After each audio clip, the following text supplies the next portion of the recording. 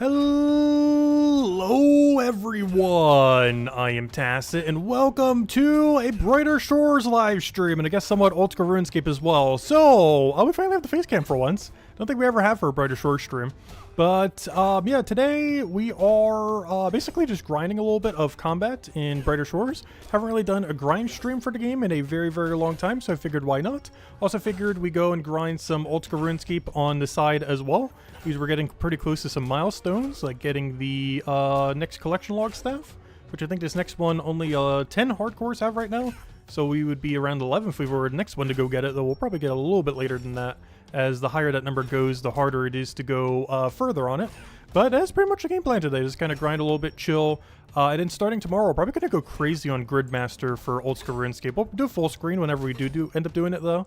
But, yeah, I figured we'd just go rush it down within a few days. From everything they showed so far, it doesn't look like it's going to take that long. Currently, everything they revealed so far looks like we could get it done in, like, 2 days, which is going to be my game plan. I'm pretty much going to play it, like, every last second tomorrow when it launches, and then do it all into Thursday. And, yeah, I want to try to finish it within those 2 days so we can go do our normal Gems of War stuff by Thursday night. Though if it does go into Friday, that's perfectly fine as well. Hello, Isabel! Welcome, welcome, welcome. Hope all's been well. Oh yeah, let me go do actual combat, by the way. We're not doing this AFK thing. I was just doing that for the beginning. Obviously, we're not AFKing that this whole time. We're killing some goblins right over here. Trying to get some upgrades if we can.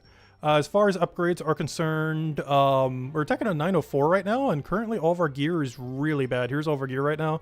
Our weapon's okay. We did get an 880 drop from one of them. And I did end up making this 905 weapon so that we'd be a little bit more prepared because it was 905 at the time. Otherwise, it would have made a 906. But it actually rolled perfect percent as well. 49% is not that bad at all. Oh, no! He got into combat before I could get into spot. That's fine, though. It shouldn't be that big a deal. That's pretty much the game plan. Let's see. Yeah, we're going to try to do more midday streams, especially now that it's around the time of that year again. Where advertisers are going crazy for the holidays and everything.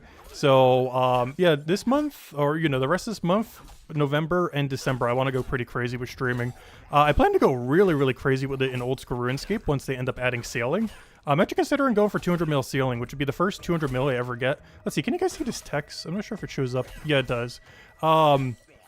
But I have never gotten a single 200 mil ever. The closest I ever got is 92 million woodcutting, which took me 91 million just to get the pet, which is why that's so high. Otherwise, I wouldn't have went that high.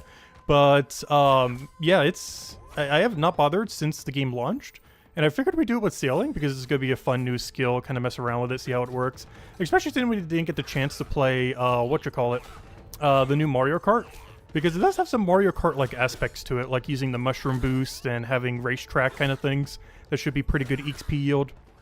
So, yeah, we're going to go pretty heavy on sailing. Has some pretty nice AFK activities, probably has some pretty decent rewards. It'd just be nice to adventure on a bunch of different islands and kind of just explore. Might get a little bit tiring after we were like 99 and we already have like 50 mil or 100 mil. But, I don't know, we'll see. We might go all the way for 200 mil. If we do burn out on it a little bit, we'll just stop then, but if I still have the hardcore status on RuneScape, I'll probably go for it. We'll probably won't be the first hardcore to end up getting it because there's people that already have 200 mil everything except for sailing once it comes out. So we're probably not going to beat them. However, yeah, we'll still go pretty crazy with it and see how it goes. It was originally supposed to be sometime this year. I have a feeling they're going to delay it till next year. They should be announcing within the next week or two probably when the sailing release day is. And I'm really hoping they say sometime late November or early December because that'll work out perfectly with my current schedule and everything. And of course, I've still been helping out my mom in the household a bunch with stuff. Everyone else at this household is currently wheelchair bound. Oh yeah, I'm not sure if I mentioned that during a Brighter Shores stream yet, but or a RuneScape stream, I guess technically. But yeah, my mom had a work accident. I think what was it, a couple weeks ago at this point now. So I've been having to help out a lot of stuff around the house, more than I normally would, since both of them are wheelchair bound with very limited mobility. So I've been helping a ton with that, which has been taking up a little bit of time, but it's been nice to help. All right, I'll take that one over. Oh, I'm going the wrong direction. Whoops. There's one up there in that other direction. I just always forget which one is which. Too many clue steps in every direction there. Shocking news, you've been playing the, let's see, and not Palia. Wait, what's that game? It sounds like a Japanese game of some kind. Oh yeah, did you see the announcement of the Pal World, or not Pal World, the Palia farming sim-like game? Have you seen the trailer for that yet? Does that seem something you would be interested in? I think it's coming out later this year. I mean, early next year, I mean. It's Australian Animal Crossing New Horizons. Ooh. Yes, still no announcement of the new Animal Crossing for, what's it called yet? For, the Switch 2. I still haven't gotten a Switch 2 yet. Oh yeah, Isabel, did you end up getting a Switch 2 yet? I don't remember if you mentioned or not. Right now, it's mostly the money that's keeping me from really doing it at the moment. But I'm probably going to wait like a year or so until they have a better library as well. I did the same thing with the normal Switch. I waited like a year or two until Smash Ultimate came out. And then I just ended up getting all the games I wanted. Their library is just so small right now. And Legends Arceus is coming out. Or not Legends Arceus. Legends ZA is coming out in a few days. It doesn't come out in like 2 days. For this Friday or something. I'm probably skipping on it for now though. Because I kind of want to experience it initially on the Switch 2. Also to wait for reviews and everything. Because from what I've seen so far, it looks kind of average. Like, Legends Arceus looked amazing. But everything I've seen from Legends ZA so far looks... Like, it's not bad. But it's kind of like Scarlet and Violet, where it's just, like, serviceable. Like, it wasn't a bad game, but it wasn't a good game. And I have a feeling ZA is going down that route. Well, it'll probably be fun to shiny hunt in it. The main storyline, they're probably going to do a little bit more effort than what they have been lately. Like they did with Scarlet and Violet. But a lot of the gameplay loops just looks kind of meh. I'm also, I think the other thing throwing me off is that it's so real-time compared to turn-based. You know, like the turn-based strategy genre. Like it's literally been in that genre forever, but now it's doing like almost like an ability kind of thing. Almost like a MOBA, like a multiplayer all-night battle arena. Which is a genre I do enjoy, though I haven't been playing much lately. Mostly played Dota 1 and Dota 2, particularly Dota 1 back in the day. But, yeah, almost like a little bit more like that style, where you just have like a bunch of different cast cooldowns and everything. Which is a fun angle, but that's not really what Pokemon is known for. Like, it is a fun game type, it's just quite a bit different than what Pokemon normally does. And not necessarily in a good way. Also, I hate that these things drop these leaks. A lot of these other ones have been adding secondaries that have been actually good. But the leaks that we're getting from these goblins is very, very, very useless, unfortunately. Also, while we're doing an old school RuneScape in the other tab over there, above me, somewhere's over there, we're doing a bunch of clue scrolls right now.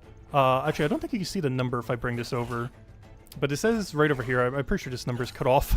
But it says 1,135. Actually, can you see that? Yeah, you can. I want to go get 115 caskets. We have 83 right now.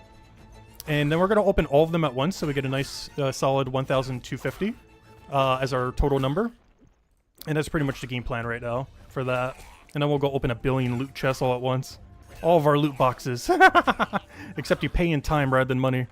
Where am I going right now? It's Assidious. Why am I blind? There we go.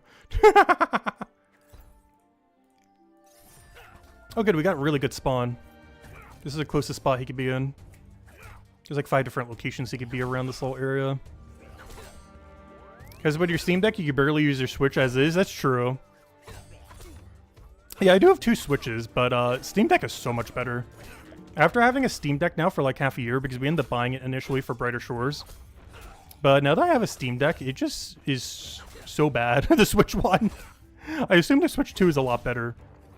But I haven't had the chance to try it out yet. But yeah, I'm eventually going to get a Switch 2, just not at the moment. Probably not even this year, to be honest. But maybe sometime later next year. Assuming tariffs haven't made them like $1,000 each.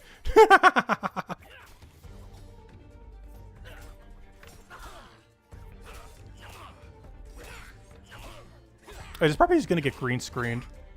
Or partially green screened, whatever you would call this screen. Also, it's probably going to be a little bit staticky. If you ever wonder why it's doing that, well, for one, my green screen is not a perfectly green screen.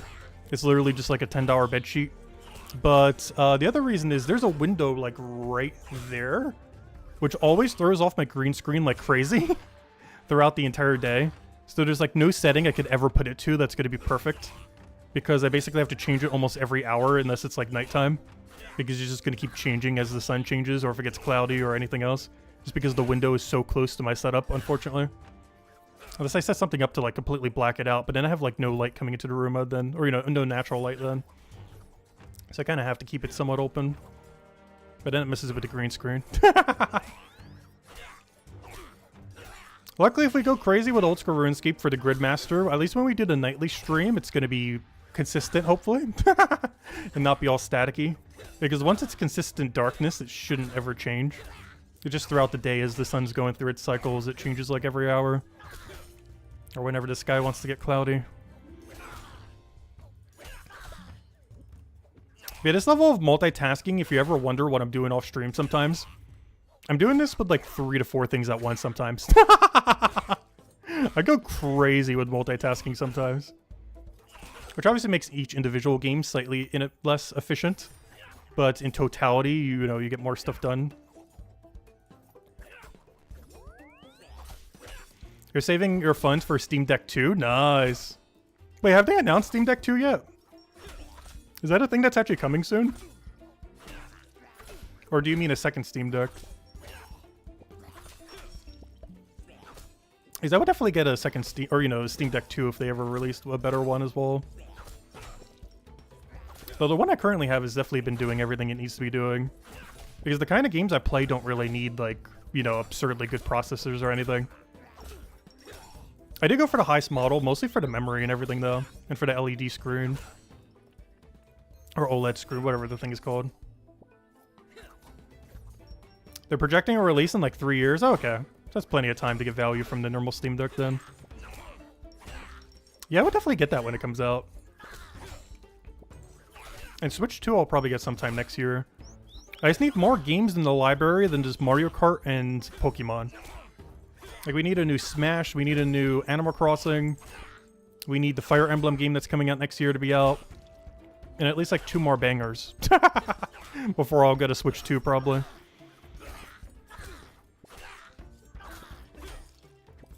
Also, until I know more about my mom's injury, I kind of need to save money a lot right now as well, since money's a bit tighter. I believe she's going in for that tomorrow, actually. I'm not sure if she'll know the results immediately. I think it is, just because it's like x-rays and everything. So by late Thursday or Friday, we should know what the condition with her leg is. Like how long it might take before she could walk again. If ever. Based on the damage, it seems like she probably will be able to, but it could be, you know, months, it could be years. It could be never. We don't really know until the scans and everything come in. But it doesn't seem like it's so bad that it's, like, not fixable. Obviously, she'll never walk the same again, but she should be able to most likely walk at some point again.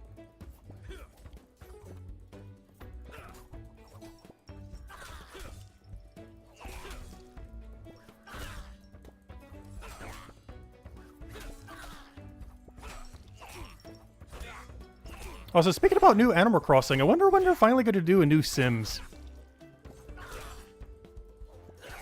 Because I ended up skipping pretty much the most recent Sims game. Because I was like, oh, I'll just wait till the next one comes out. Like, over a decade later, still hasn't come out yet. Because that was my game plan for it initially, and then still no new one yet. They just keep milking the old one.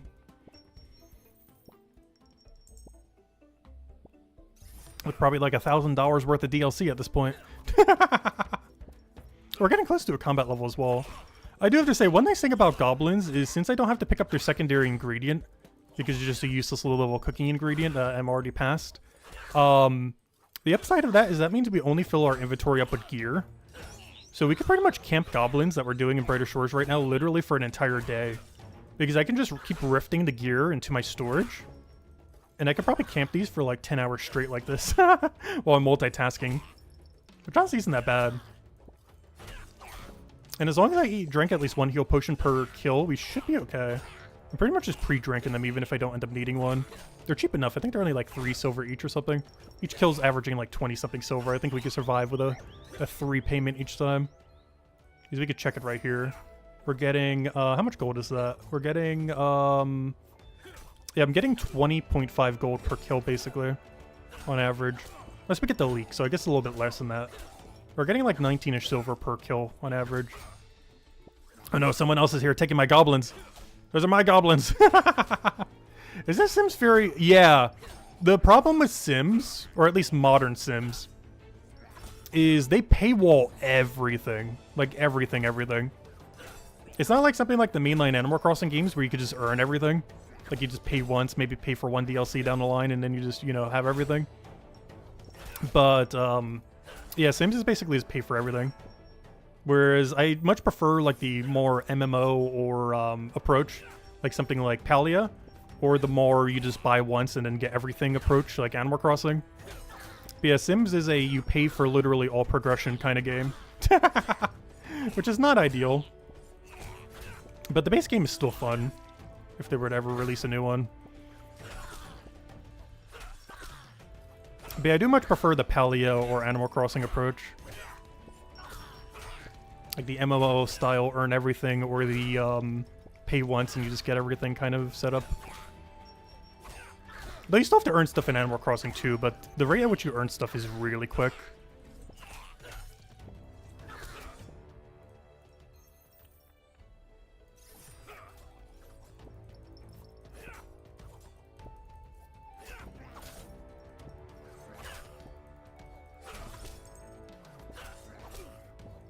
Yeah, if you wanted like every direction for Sims, I'm pretty sure it's like over 1,000. It's something absurd.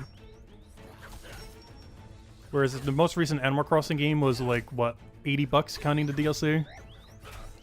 And that's assume you buy it at full retail price and not a third-party thing. And Palia is literally free. I still haven't spent a single cent on Palia.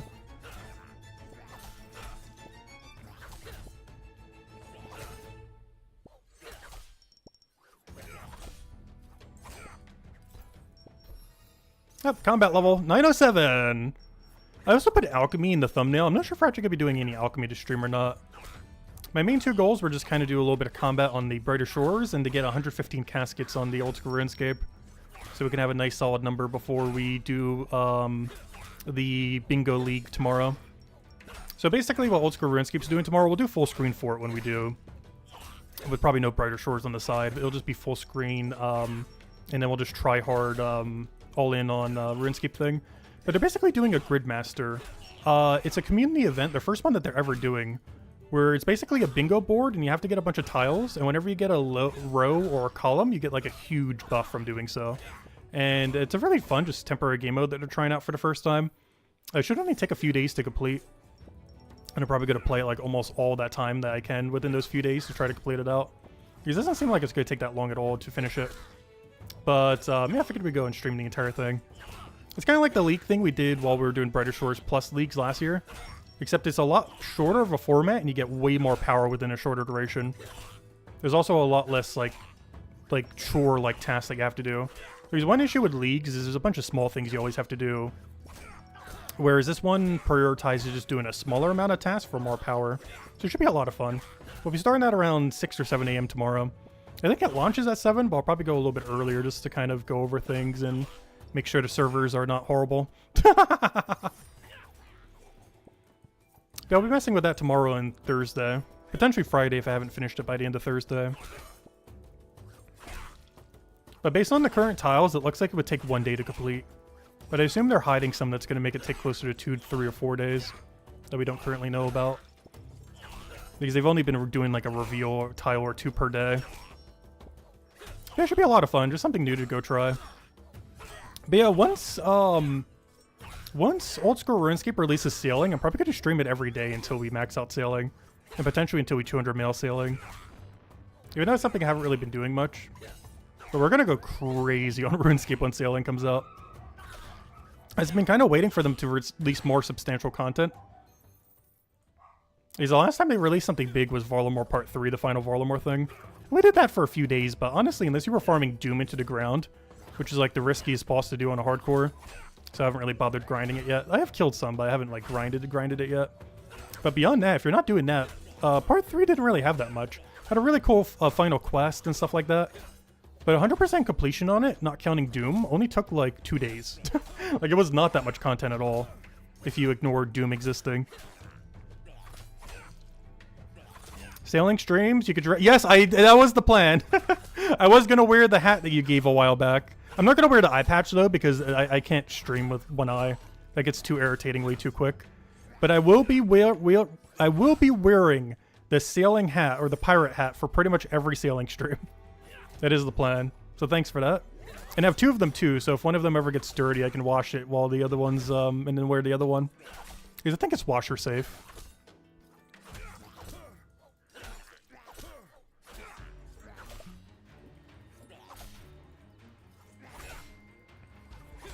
But yeah, no official date on when sailing's coming out. It was supposed to come out Q3 of this year. We are currently in what, Q4? They're either going to release it late this year or early next year. I'm hoping it's late this year, but we should know the date within the next week or 2 probably. They said they were going to announce it pretty soon. I wish they have already announced it, but it's been delayed like 3 times already.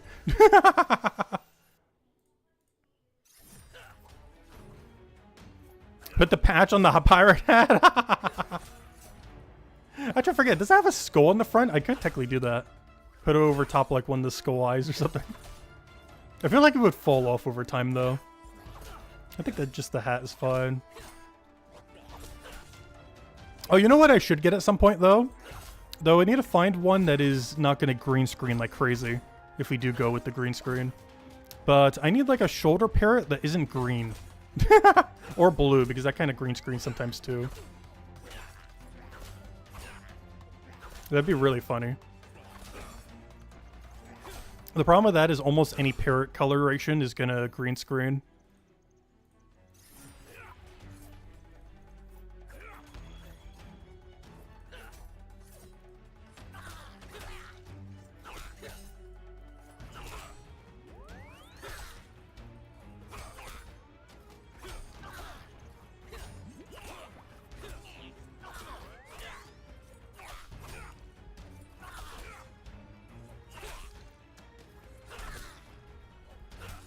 Oh, so speaking of ranks, what rank are we these days? Irksome ended up finally maxing. Vorpal, I think, still trying to max by the 1 year mark. I don't think he's going to make it, though. I'm not sure if that's actually his goal. But I think he's going to be a little bit short from maxing within 1 year. Irksome was able to do it, but it seems like Vorpal is going to be a little short. Because 700 levels takes forever. He only has, like, what, 1 month left? Actually, less than 1 month, because November 5th is the 1 year mark. So yeah, that's going to be impossible then. Because at his level range, and the fact that he probably saved some of the worst ones for last. Actually, what does he still have left? Yeah, I don't know. Mining's not that slow if you upgrade your tool a lot. Blacksmith and stonemason's slow, though. But mining's not that bad if you upgrade your tool like crazy. Oh, that's all he has left. His mine's a Batubin. Oh, and combat. Oh, yeah, combat's going to take a little while there. But these two, he's probably AFKing these two while actively doing the other two, I would assume. Or maybe not, maybe the other way around, because those are pretty costly to go in AFK. But regardless, there's no way he's making it within the 1 year mark. Yeah, we're currently ranked 43. We've dropped a lot. We were as high as like rank 10 at one point. But obviously, we've been playing a ton less lately. But hey, if we count just Iron Man, we're pretty high. Not everyone is locked in their Iron Man status or not yet, but we are currently, of the people who have, 1, 2, 3, 4, 5, 6, 7, 8. And there's Miles ES. But yeah, we're currently 8th, technically, kind of. We'd actually be a bit lower because a bunch of other people will end up coming in, of course. Because there's some people who are undecided if they want to go trading or Iron Man or just leave it undecided.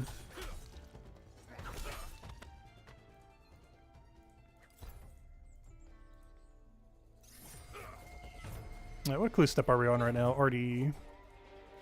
Yeah, we're going to 115 caskets. That's like the bare minimum I want to stream to. We might go a little bit longer than that, though. And then, of course, we're going to open all of them, see what we get from these loot boxes. Things like these mostly just give cosmetics, but there's a few utility items that you can get from them. Like teleportation, stacking food, some other stuff like that.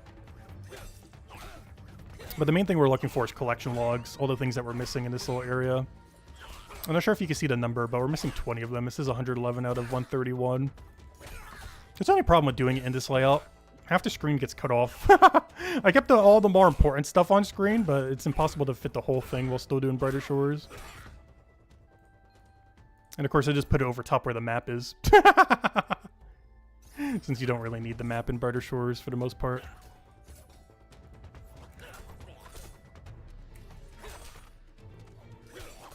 Alright, there's one nice new update too that they end up doing to clue scrolls that they actually just did a couple weeks ago. Anything that you have equipped that goes in the stash unit, those little things for the clues that you have to put on occasionally, automatically goes into the stash unit now. Before you had to make sure you always took it off, which was really annoying if you didn't have like a ring switch or something similar. But now it does it automatically, which is really nice. Probably saves like several seconds every clue. Which isn't a lot, but you know it adds up when you have to do thousands of them. Because the clue type we're doing right now, in order to get green log, aka get every single item for completion, it's around 5,000 of these things. In this stream, we're only going to be doing 125. So you need a lot of them. And that's if you go on rate. You could go dry, of course, and it takes even longer. Then you could also get lucky and it takes even less. But on average, we're going to need to open like 5,000 of these. We've done a little over 1,000. And after these 115, we'll be at 1,250. So we're only at like 1/4 the way there after today. Unless we get lucky. The main thing we're looking for is monk robes, like gold-trimmed monk robes. That's by far the hardest thing to get in these clues.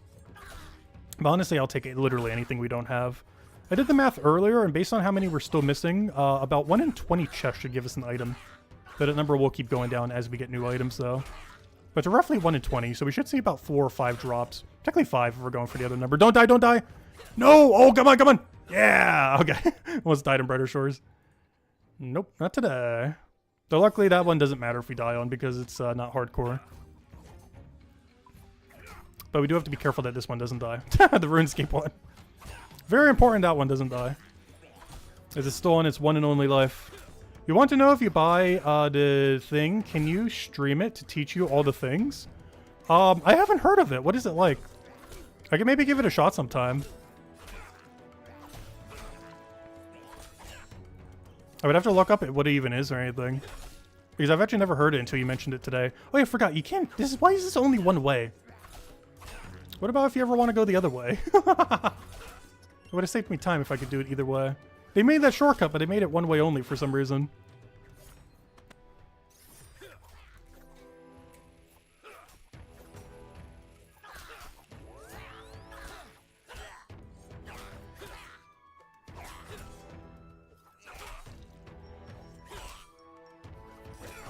I haven't actually played too many Animal Crossing likes.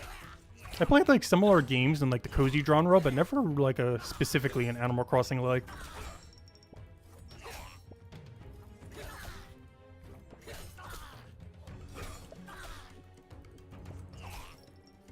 Because I would say the closest game I've played that's like Animal Crossing adjacent is Stardew Valley.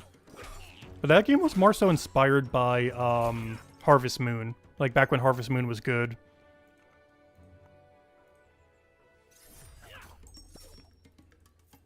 Which I do have those GameCube games if we ever want to go and revisit them sometime. I feel like a lot of them haven't aged well, but for their time they were really good. It was the main thing that inspired the guy who made Stardew Valley. Was like the golden age of when Harvest Moon games were good.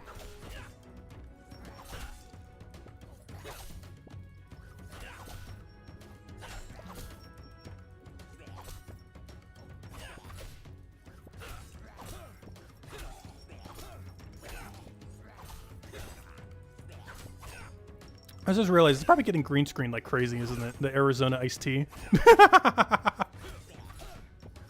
All you can see is the Arizona text. Everything else gets green screened. The invisible can.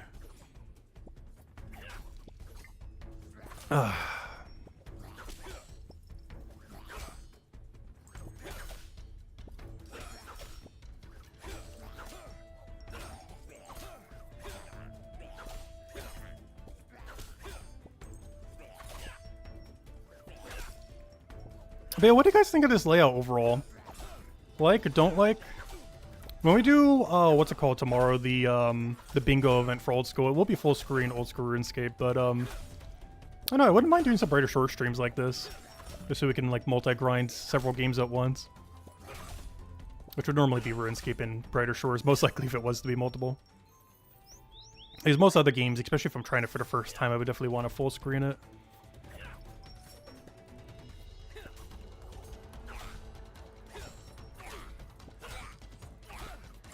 Because a lot of things in Brighter Shores are pretty, like, pseudo-AFK.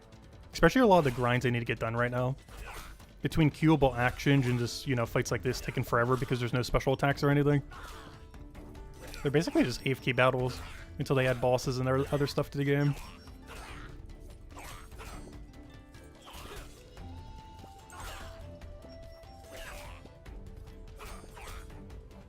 Oh, so this thing, speaking of AFK, this is really nice too. This is a feature that they added with Varlamore Part 1 back in March of last year. But there's some main activities in the game now that you can do thieving with one click, and it's so nice. Like he's automatically pickpocketing on his own. I don't even need to click a billion times. Because thieving is pretty notorious for requiring a billion clicks, which is really annoying. Technically, I'm clicking more than I need to be. I need to be clicking like once every tick or so to be able to thieve at max rate. And normally you just mash click. That's always been like the biggest complaint with thieving in this game. It's like mash click simulator. But I've been adding some methods like this where you have some time where you don't need a mash click like crazy. And during the league, they will likely have a relic that does auto pickpocket. Something that would be amazing if they added to the main game, kind of like this activity. But unfortunately, it's only really during leagues. Or league-like events.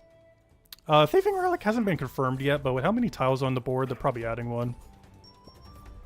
I highly doubt they're going to make us have to thieve a billion times. Though with all the XP multipliers, it wouldn't take that long. Because we don't even know if there's going to be a tile where we have to max. They announced a tile today where you have to max one skill. But it hasn't been revealed yet if there's going to be a tile where you have to like get max keep on or something. I believe they're doing the full board like a half an hour before it releases, which is why I kind of want to start at 6 AM tomorrow instead of 7. Because I believe the event is starting at 7, but they're dropping like the entire thing that you have to do a little bit beforehand. So I kind of wanted to go over that on stream a little bit. And also just kind of discuss what it's like and everything. It's actually something I did off stream a few weeks ago too. Like the thing that they're basing this community event on is basically people in old school RuneScape would do these things called bingos with their clan, where you'd have a bunch of tiles and you have to go earn a bunch of points and everything like that. And I actually did one with the Hardcore Iron Man clan that I'm in right now.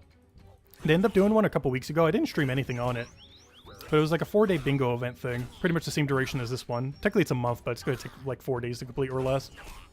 But there's just like a bunch of tiles on it. You, as a group, end up completing them all out to earn X amount of points. And we actually won by like 10%.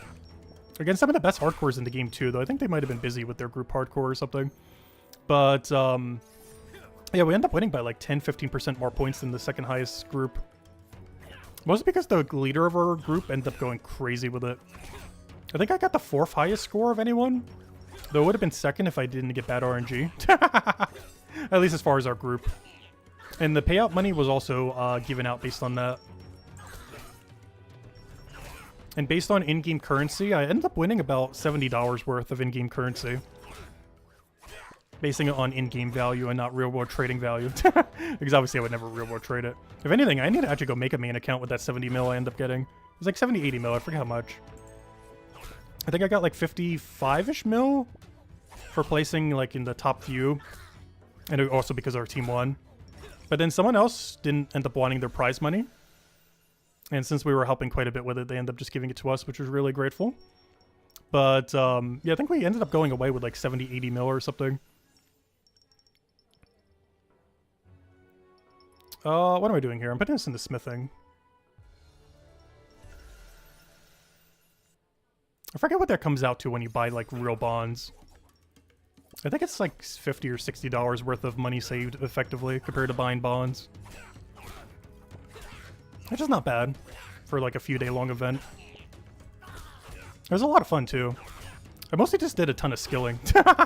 Actually, one of the tiles is literally what we're doing now. One of the tiles was to go get Bob Shirt, which is one of the rewards you can get from this easy clue. I was on rate to get 2, but I only ended up getting 1 for the team, unfortunately. Luckily, the rest of the team got the rest of them, though. I was also the only one who pre-banked drift nets, which is like the quickest fishing hunter XP in the game. And one of the tiles was, or 2 of the tiles was to get hunter XP, and the other another tile was to get thieving, not thieving, was to get hunter and fishing XP, like 1 for fishing, 1 for hunter. And there's a really good multi-skilling ability that is both simultaneously. But I think I was the only one who had pre-banked drift nets, so I was able to get the best rate of anyone in the entire competition for the entire bingo thing, which was pretty nice as well. It was a lot of fun. It was the first bingo I ever partook in. I mostly partook in it to practice for the bingo that's happening tomorrow, the official one in-game. But, yeah, the practice one with the hardcores wasn't that bad. And no hardcores died during it. Which I think was the first bingo event they ever hosted where no hardcores died during the bingo event. Because there are some pretty hard tiles as well. Like to do some of the hardest raids in the game, to do the new Doom boss, which is like the hardest boss in the entire game right now. At least from the chance that it would kill you. Mechanically, it's not necessarily the hardest, but as far as its ability to stack you out of nowhere within like 1 second, it's probably the hardest. Even though mechanically, it's probably just slightly above average. That's actually something I want to do during the bingo too, even if it's not the tile. For one, I'm going to need it for the mage setup, but also I want to try the new Doom boss. That and Yama, which is like a big, scary demon thing. Why is it called a bingo event? Basically because whenever you get bingo, aka like a row, column, or diagonal, though in the case of this event, a row or column, you end up getting like a huge extra benefit. In the case of clan-made bingos, it's normally just more points. But in the case of the event that they're doing tomorrow, the official one, we're going to be getting like powerful relics and stuff like that, just make you just absurdly strong. Like things that don't even exist in the main game that are literally just for like special community events, because they're just so broken. But I'll try to explain it a bit better once we're actually like, you know, visually showing everything. It's hard to show it without like visual examples. But it'll make sense as we're doing it. Plus there's a little tutorial at the beginning that I think you're forced to have to do anyways. And even though it's going to slow us down a lot, I am going to read the entire tutorial. Which doesn't mean one of the rush tiles I'm not going to be able to do. And there's going to be like a 100-person line there. But I'll worry about that later. I want to get the full experience and read everything. Which is probably a bad idea for how far we'll be behind, but I don't mind doing it. We'll wait our 30 minutes in the demon line. Because one of the tiles that we have to do is kill the lesser demon in the wizard tower. And there's only one and it's multi-combat. So you gotta form like a 10, 20, 50, 100-person line to go kill it. And everyone's gonna be in like super bad gear, so it's gonna take forever for everyone to kill it. I kind of want to put it off until later. The only problem is, I believe a 2x EXP multiplier locks the tile. So it is going to set us back a little bit not going for it, but I think it's going to be worth it to not have to wait in the line. I'm making a strategic decision to completely skip it for the first few hours and hope that everyone else just decides to rush it.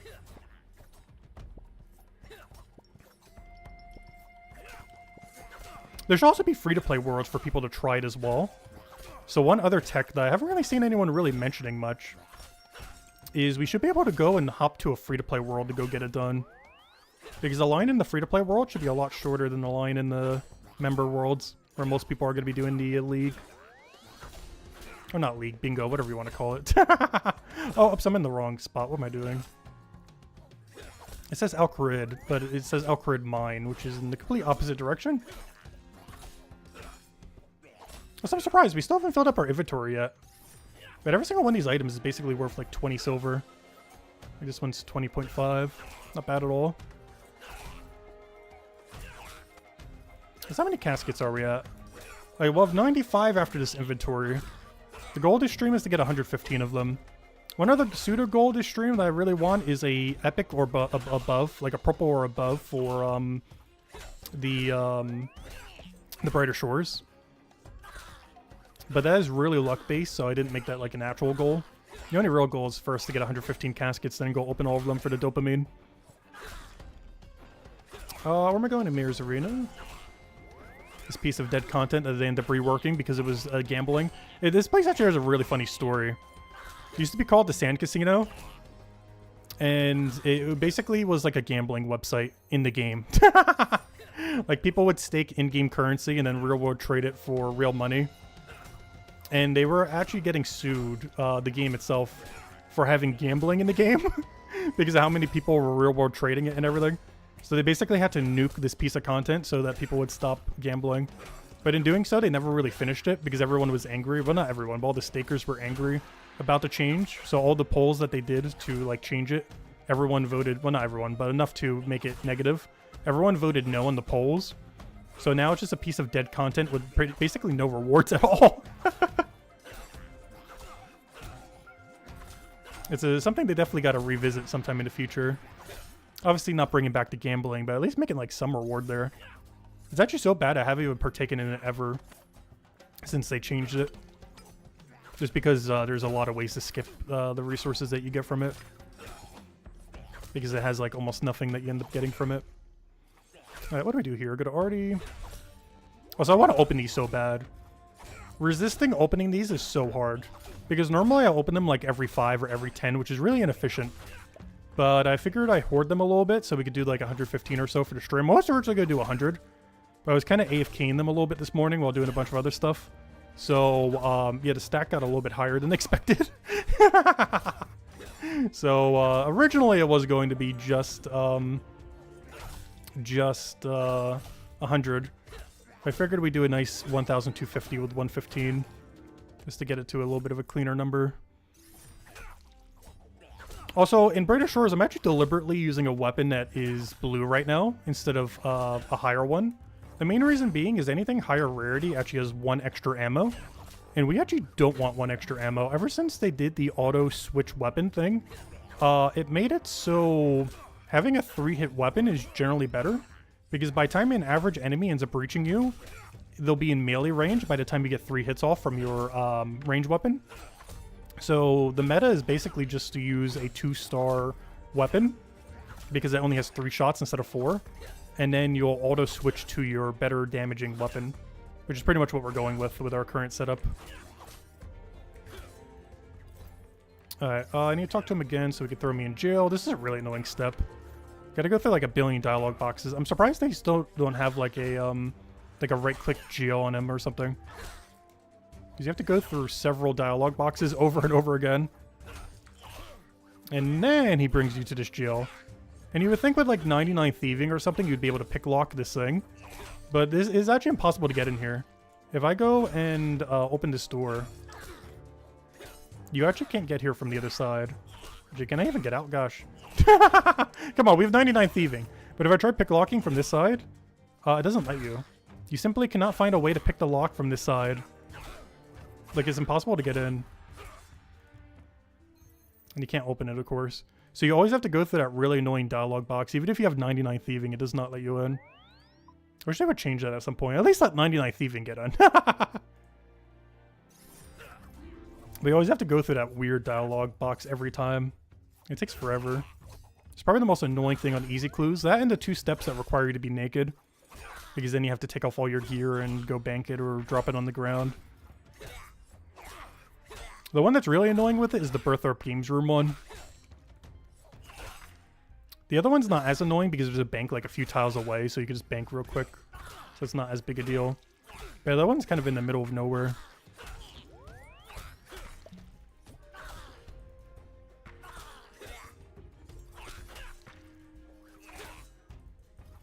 How many more trips do we have to do at this point? It looks like we only have to do 4 more trips. 4 more trips of 5 clues.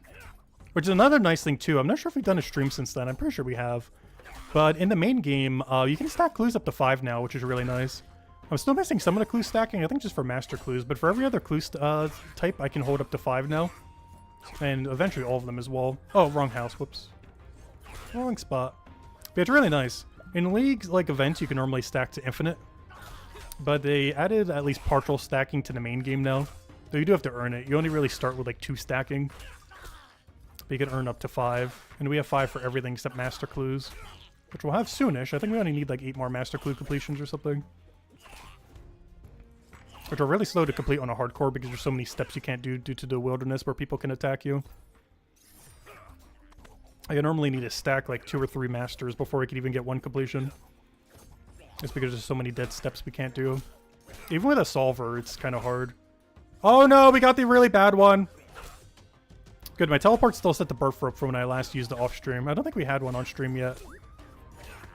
This was still from earlier when I was doing it. Yeah, this is the worst step out of any easy clue step.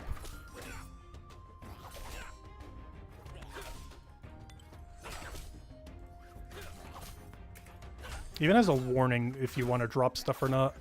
Mostly because people have used it for scams in the past. But it makes this step even more annoying than it already is. There we go. And now we put everything back on, grab all the stuff before we disconnect, or the servers die somehow. Alright, there we go.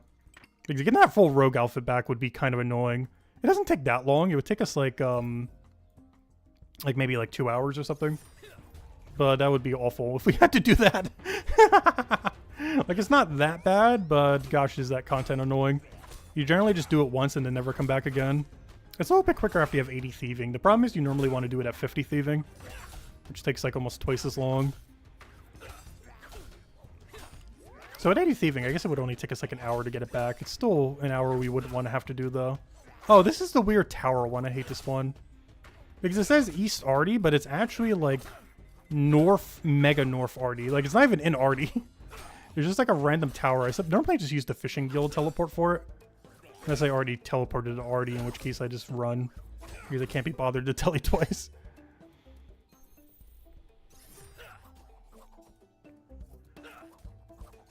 Oh, so we're almost at our first full inventory in Brighter Shores. We're almost there. I might just go bring it back to the shop instead of banking it.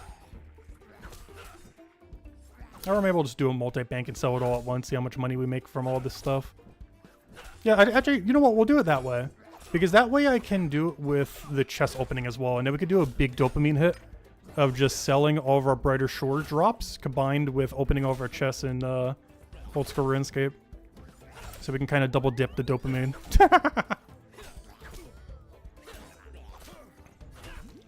Alright, what are we doing here? Ranging Guild.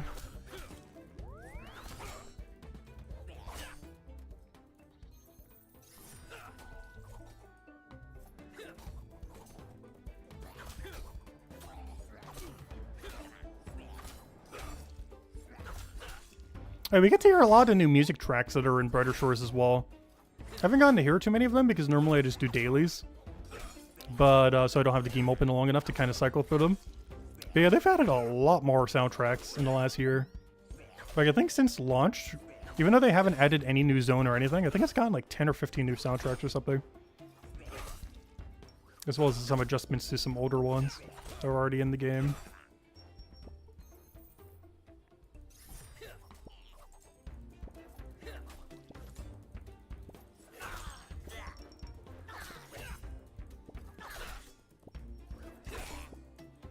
Yeah, that's another thing we're going to need for sailing, too. A bunch of gold.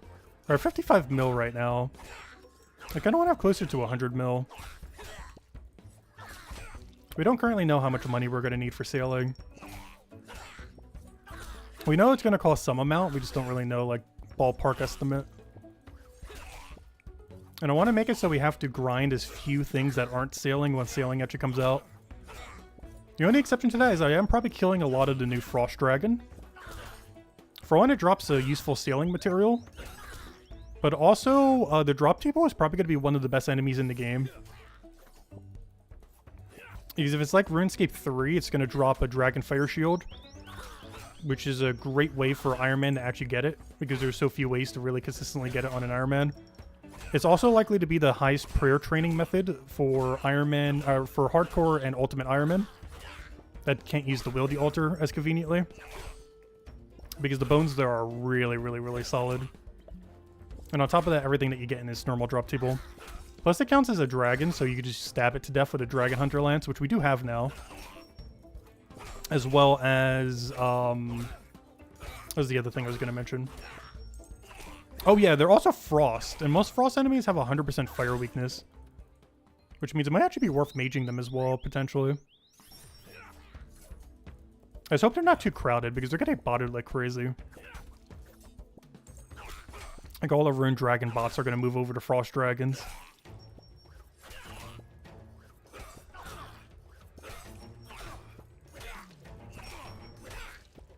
It's lockpicking a pretty high sailing level, though. I think you need like 80-something sailing to get there. But it drops a lot of really good sailing material, and just a really good drop table in general.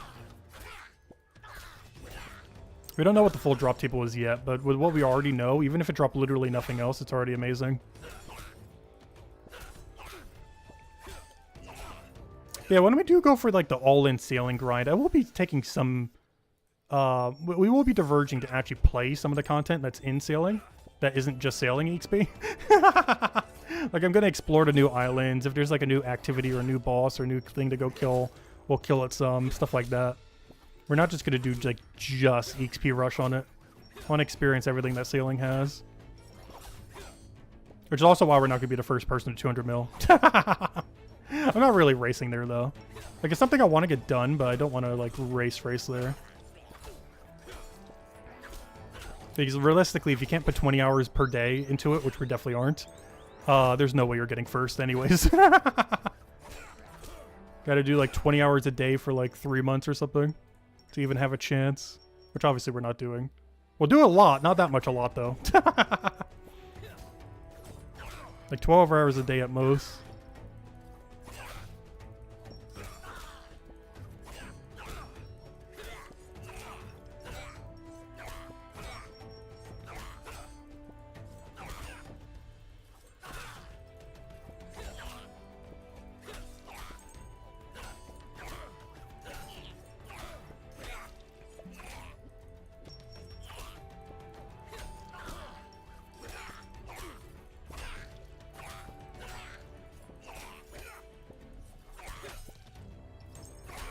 Hope we got the right one.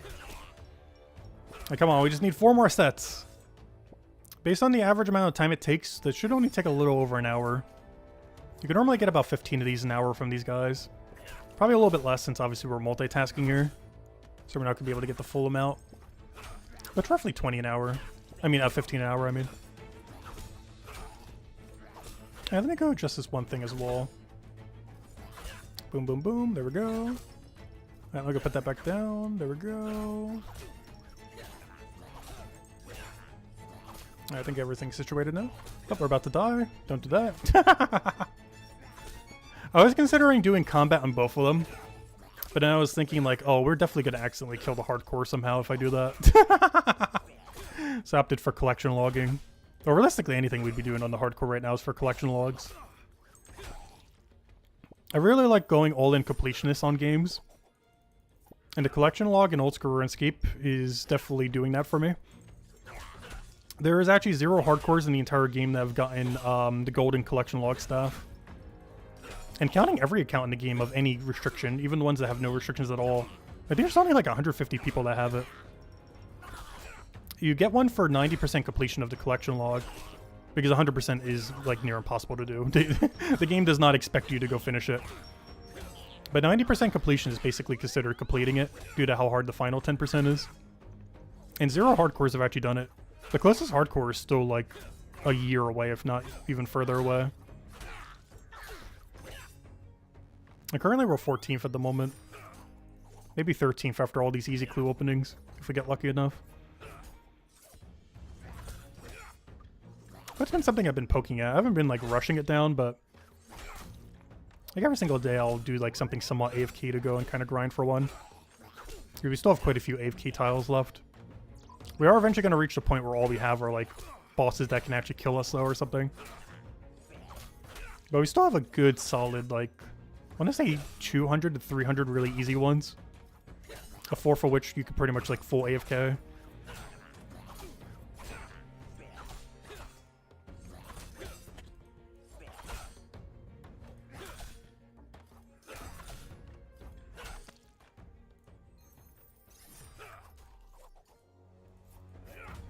There's one thing that's nice about it in, oh, I'm going the wrong spot. One thing that's nice about it in Old School RuneScape is it's basically impossible to ever finish. Because that's one thing that kind of burns me out about a lot of other completionist games. Is once you actually complete everything, it's like, okay, what do you do now? Because then at that point, if you make the whole game about completing things, but then you complete everything, like, what do you do then? Whereas that's literally impossible to do in Old School RuneScape. 0 people have ever done it. And with how long it takes, it's literally impossible.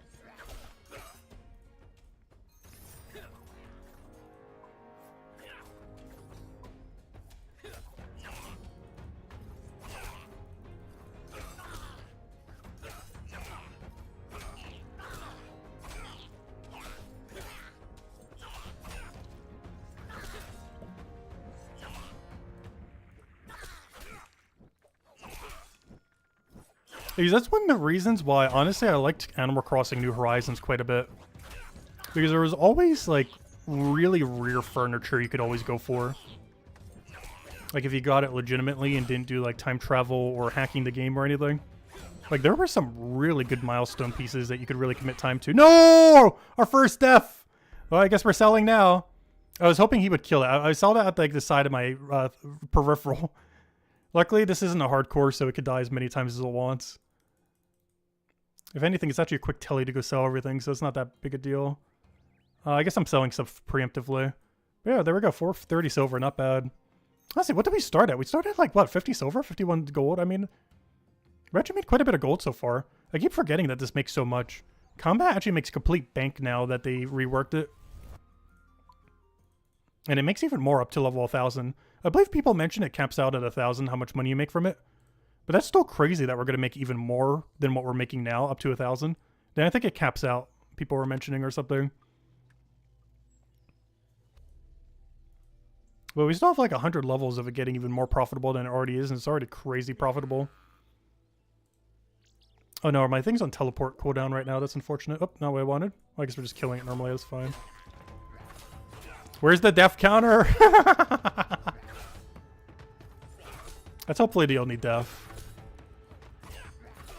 That's the biggest issue with them not releasing Chapter 5. There's no armor maker skill until Chapter 5 in Brighter Shores.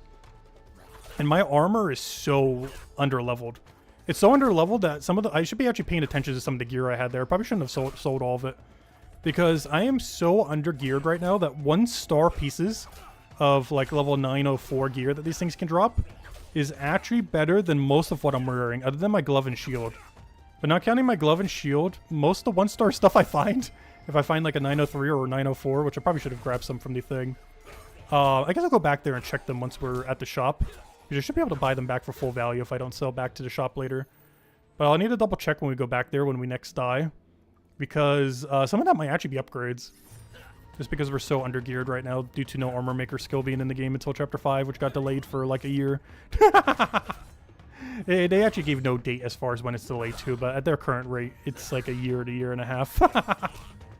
They'll get there eventually though. What am I doing? Drain our village. That's like the two biggest bad things that Brighter Shores has going for right now for combat, or going against it. Ever since the combat rework, combat's been really clunky. But the other thing is, with the combat rework, they made armor matter a lot more, but now that they also delayed Chapter 5 and did the combat rework the way they did, it's really annoying because you're always so under-geared for armor. Like, if you're in full 2-star, you're basically stacked in the current state of the game, which is so sad. Because realistically, you'd want to be using, like, at least 3-star stuff. But right now, if you even have, like, mostly full 2-star, you're kind of happy. Oh, let's see. I'll take that over. Because ever since the combat rework they did back in, like, March, you are so squishy if you don't have good armor. But the problem is there's no way to get good armor other than just get good RNG. Alright, that reminds me, that one bingo event we did with the Hardcore clan a couple weeks ago, that we didn't stream or anything. The name of the team was RNGesus. And it did bless us because we did win with RNG. Particularly the leader of the guild, or the group. They went absolutely crazy with how much they scored. Not necessarily because they grinded more, though they did grind quite a bit. But they just got so lucky. Oh, speaking of armor upgrades! Oh, that's huge. Look at that. That's what we want to see. 2-star, any piece of armor. I don't care which. They're all an upgrade. That's like the main drop I want to be seeing. That or a 3-star plus for anything. Oh, where am I going? What am I doing? I'm so confused on the... That's the only problem with multitasking. Is I'll focus on one game for a little bit and then get completely flustered in the other onto what on earth I was doing. Oh, this would actually been quicker with a Remington telly, but that's fine.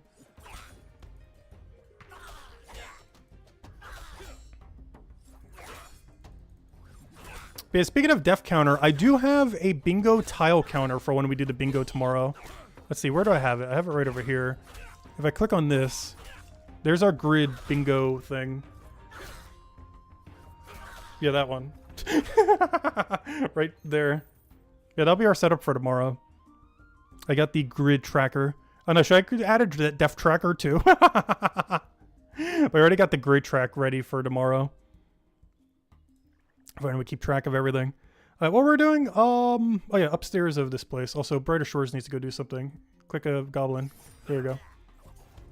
I'm almost ready to go dump our XP into smithing again. Because I didn't mention it earlier, but those are our other goals for Brighter Shores right now. I'm trying to get to 350 smithing before the milestone change. 400 mining, which will get done off the ventures. 300 merchant, which will get done off the ventures. 1000 combat, which was in the thumbnail. 300 alchemy, which is in the thumbnail. That's basically it. Let's have some more time to do some of the others. It depends how long it takes them to go and do it. Because at current rate, it seems like milestone will probably be later this year. But it could get delayed till early next year. But I have a feeling they're going to try to push it out before the end of the year. Just don't really know when. But hello, Jets. Welcome, welcome. Hope all's been well. Hoping having a wonderful middle of your week. I guess it's not quite middle yet. Wait, is it Wednesday? I'm losing track. No, it's Tuesday, right? I'm losing track of days. Yeah, it's Tuesday. Hey, that reminds me. I still haven't done the Gyms Award dailies yet. I need to go do that at some point. Not too big a deal, though. They take, like, no time at all. Because we will be streaming Gems of War for the normal time, Thursday, Friday, Saturday, and Sunday with the Guild War coming up around 8 p.m. Eastern Standard Time all those days. It's one of the reasons I want to go really heavy on the bingo that's starting tomorrow as well. Because I want to try to finish the entire bingo board, or pretty much most of it, by Thursday night. So that it doesn't interfere at all with Gems of War stuff. Alright, there we go. Look at that. 100. That is really tempting to go open, but I do want to go do 115. Just to get this to a nice clean number. Because then we'll be at 1,250. So I am going to do 3 more inventories of these, and then we're going to open every last one of these. And we'll probably end the stream with that then. Unless we feel like still going a little bit. But by that point, I'm probably going to go make dinner. And hopefully by then we get our first 3 or 4 star in Brighter Shores. We got a 2 star with our legs. Not these legs, but the legs I equipped. These legs right here. But, how much are these things worth when we sell them? About 100 gold, not bad. But, yeah, I was hoping we'd get at least 1 3-star or better for our gear here. Ideally for an armor piece and not for a weapon. Because we can just make our own weapons. We can't make our own armor yet.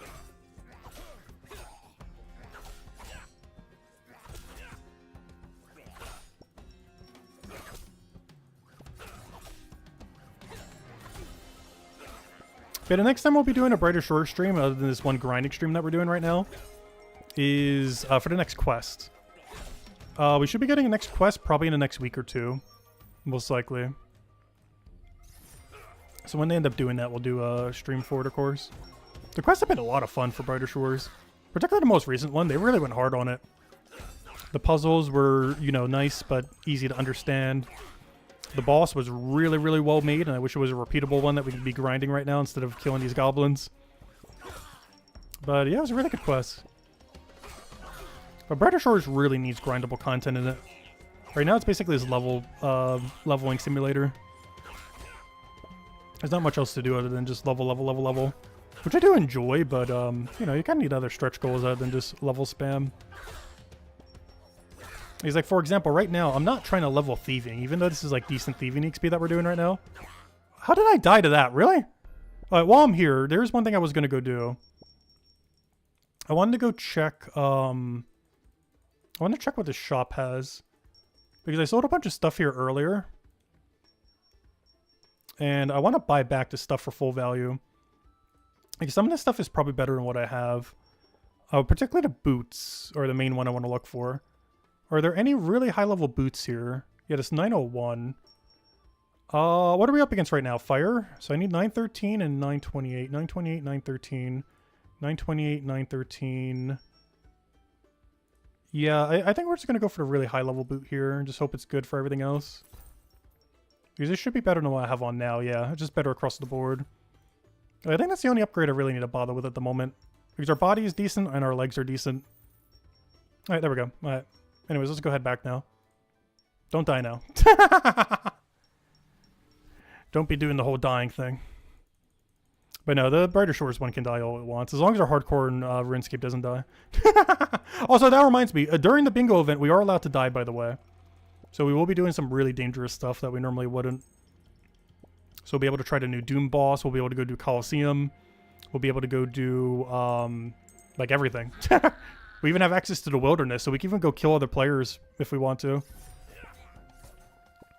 Something you would basically never do on a hardcore. But as I was explaining earlier, you normally, like, what we're doing right now in Old School RuneScape, we're not leveling thieving. Like, yes, we are leveling thieving at pretty decent XP rate. Not the highest in the game, but pretty decent. But the reason we're doing this is not for thieving XP. Like, if we were in Brighter Shores right now, you would be for that purpose. Like, if we were doing Detective or something, you'd be doing it for the money, which we kind of are to some degree doing it for the money right now. But you'd mostly be doing it for the money and XP if we were doing it in Brighter Shores right now. But that's not why we're doing it in Old School RuneScape. The reason we're doing it is for these caskets, so that we can get clue items, so we can get unique cosmetics and other cool things. Oh, also, I got my best in slot sailing keep, by the way. We're not going to be able to use the max keep, so I got to keep a skulls. And as a cool effect where it ends up putting a skull over your head, like a PK skull, there's only 2 items that do it, and the other one is only in the wilderness. So I got the only other means that you can get it without going into the wilderness, which is huge. And I'm going to be wearing that as our sailing cape, because it'll put a cool skull over our head while we're sailing around, kind of like a flag. Kind of like a skull flag in a sense, but above our head. So when we do sailing, we're just going to perpetually have like a cross skull over our head the entire time. You're currently having milk and cookies? Nice. I've been trying to stay away from a lot of junk food lately. I say that. I did pick up Klondikes the other day, though. That is one thing I have gotten re-addicted to, but every other piece of snack food I've been trying to get rid of. Other than, like, you know, healthy things like bananas and such. But I have gotten re-addicted to Klondikes, though. That's the one exception. I tried them for the first time again in, like, 5 years, and... because the last time I had them was when I was in college. With my dad and grandma when I was staying there. And then after I moved out after that, I didn't end up having them for, like, such a long time. But they were on sale, like, a couple weeks ago. Ended up getting them, and now I'm re-addicted. I've been having like a Klondike every other day for like almost a month now. It's bad. Luckily I've cut most other junk food, but it's still bad eating that many of them.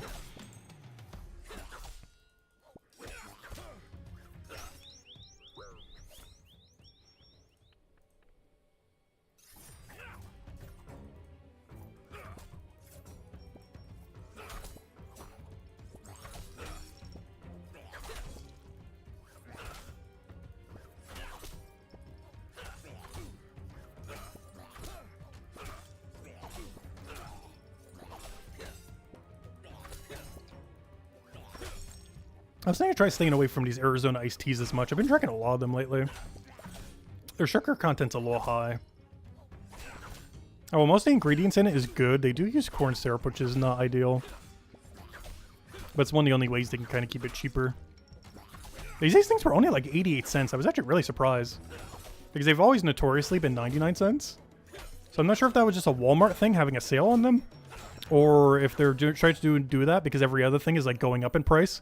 So we're like, we're going to do the opposite. Because between tariffs and everything else, but because it's all in America, it's not getting tariffed at all.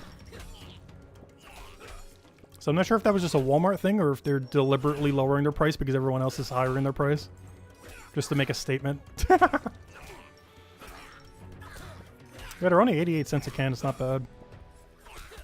Which is crazy given that they have been 99 cents for like 2 decades now. I remember grabbing these as like a kid when I was like 5-6 years old and they were still 99 cents. The fact that they still are is kind of crazy given how much everything else has gone up.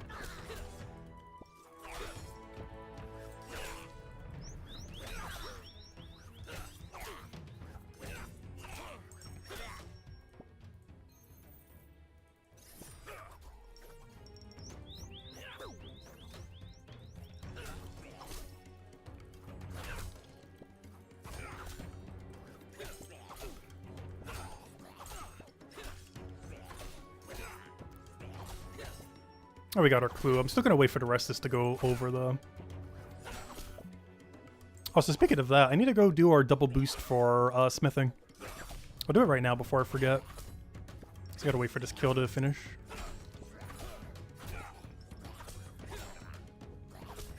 Loading, loading, loading. Come on, kill him already. Hit harder. Go, special attack. Go, go, go, go, go. If only. Alright, let me go do that. Boom, boom, boom. Put this into smithing. Get one more kill. Put it into smithing again. Oh, ready to go. You gotta remember after we get that kill to go do the level thingy. Fastidious Church. I think that's Glee Tilly. Oh, so basically I have all of them memorized, by the way. 20 plus years of on and off RuneScape will do that. Like, it just says a location. It's like, yep, I know the quickest teleport to get there in the entire game. And even if we're on an account that has, like, less teleports, I'll know, like, the next alternative best way and then the next alternative best way.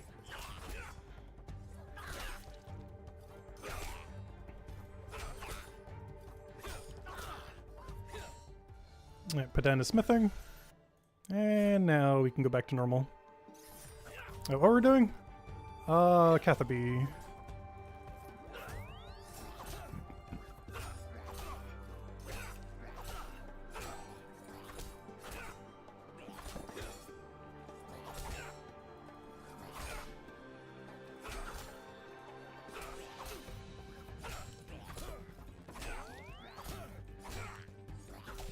Pretty sure we don't need a heal here. Just want to play it safe though. It's better to overheal than need to take a death, as the amount of time we lose from a death is already like 1 kill worth.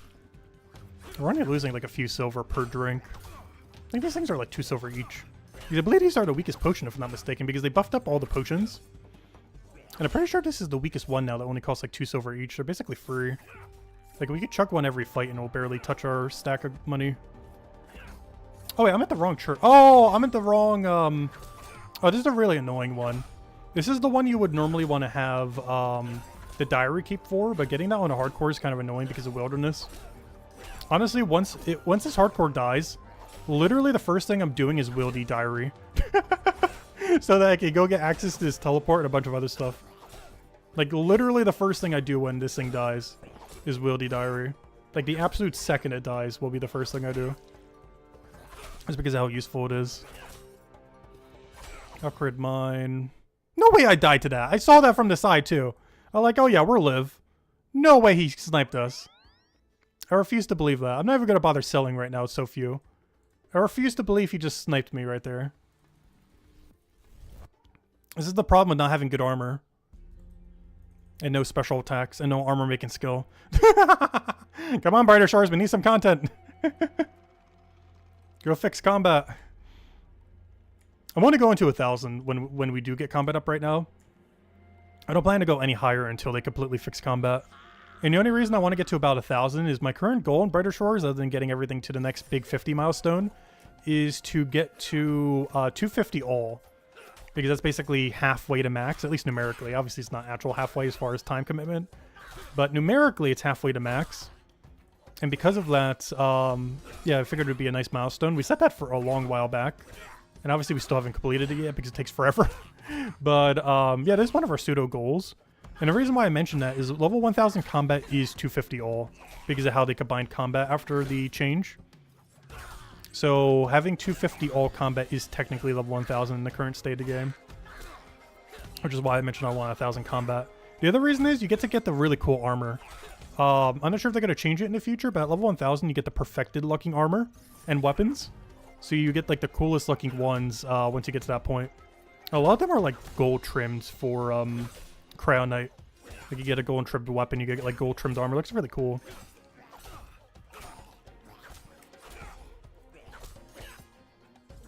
But you don't get that until level 1000, which is the other reason why I want to get 1000. But also because it's 250 all technically.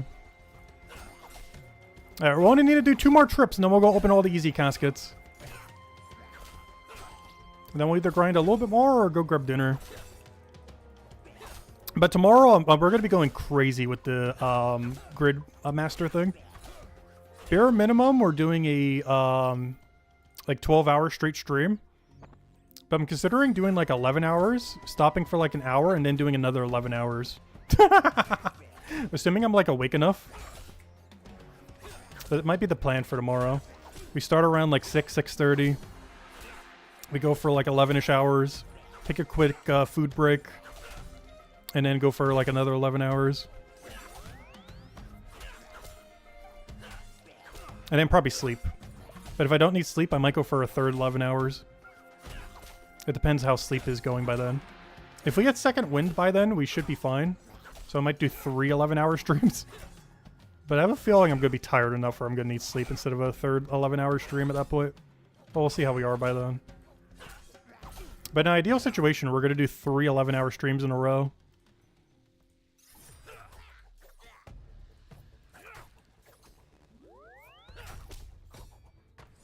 But there's a good chance I will need sleep. That's not something we'll know until we get there.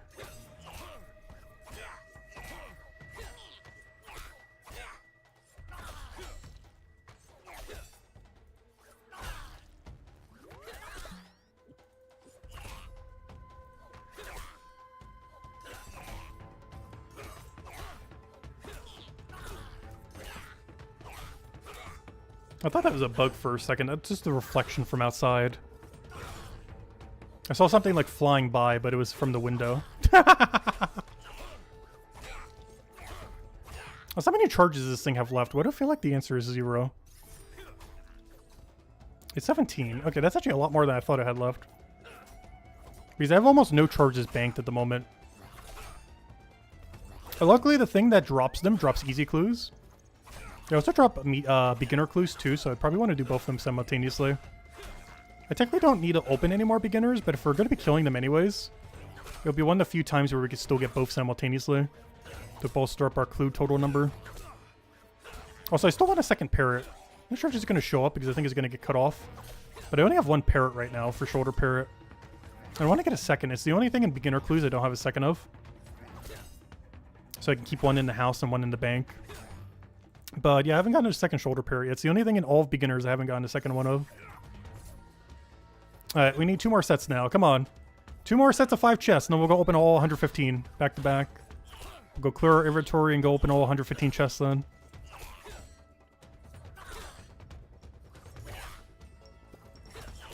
Might even go full screen for it just so we can get the full dopamine.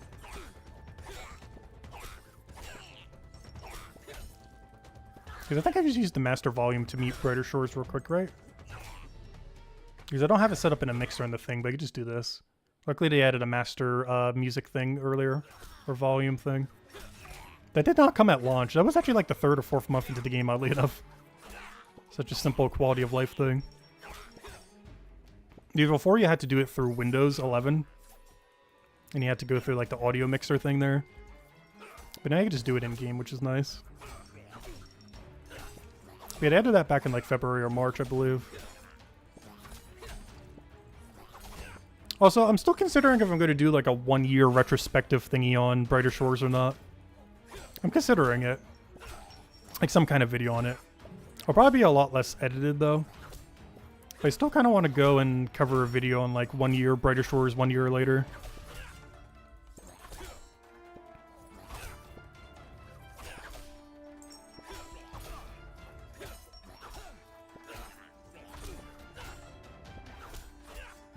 Overall, I would say it's less progress than I was expecting. But the direction they've still been going with everything seems pretty nice still. Like, I still have a lot of hopes for the game in the future. I do have to say, it has been a little bit slower progress-wise than I was expecting. But it's more about the destination than how long it really takes overall. The only thing I've been kind of iffy on is they have made some questionable decisions, mostly the combat rework, without fully finishing the combat rework and a couple things like that. Also, the community manager ended up leaving recently. Not sure if they got fired or they ended up quitting. But they pulled a salty. Because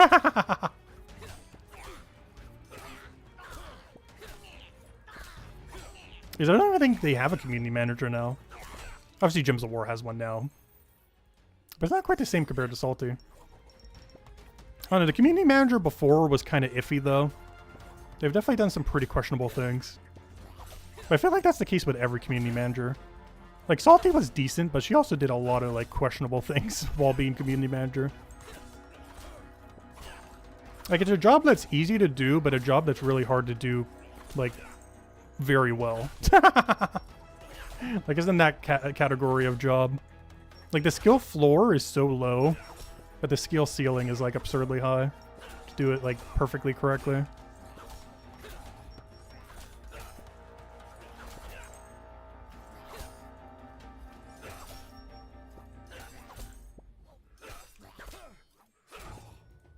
Oh, I don't want these leaks. Get rid of these leaks.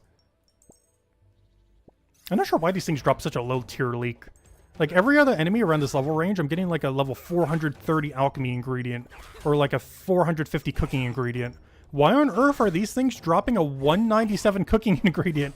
Like, the last two enemies, I was literally getting chestnuts at like 453 and some other thing at like 490 something. Like, actually, I can tell you the exact level because it was dropping the, this one. So one of them was for a 402 Hope Port potion. No, it was for the Necrome. One of them was for the 454 Necrome potion, like some bitter fruit thing. And the other one was dropping like a level 490 chestnut for cooking, which can't even be used for cooking yet, but it will be at some point, I believe.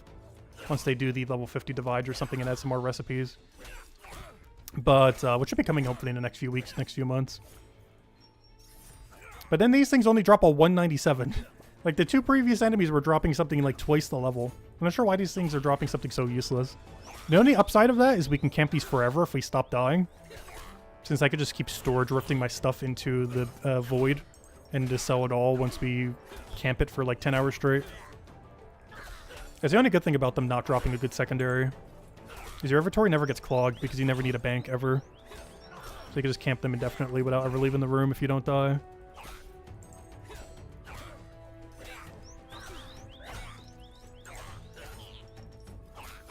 Come on, get the guy, get the guy. Also, one of the other reasons why we do this, other than it being AFK, is whenever we go and thieve one of these when they're highlighted like this, you have a 100% chance to thieve them. Whereas normally there's a % chance we fail and get hit. There's also what these necklaces are for, I'm not sure if I mentioned it. These things are dodgy necklaces, and they make it so if you get caught, I think it's like 25% of the time they don't actually catch you.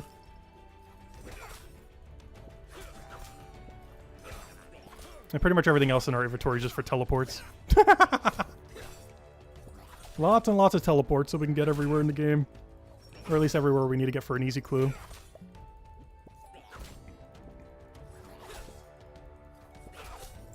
But you have to keep some inventory spaces open so you can actually wear the stuff you need for clue scrolls. You always got to keep at least 4 inventories open.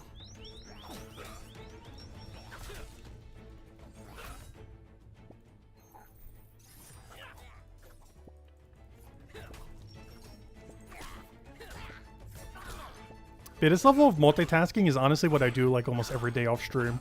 Even though we don't normally stream like this. Off stream, I'll literally have one game on one side, one game on the other, something else on the other thing, probably have TV on in the background or something, or YouTube, be doing a bunch of like chores around the house. Like, I'll be like mega multitasking. Like 3 to 6 things at once.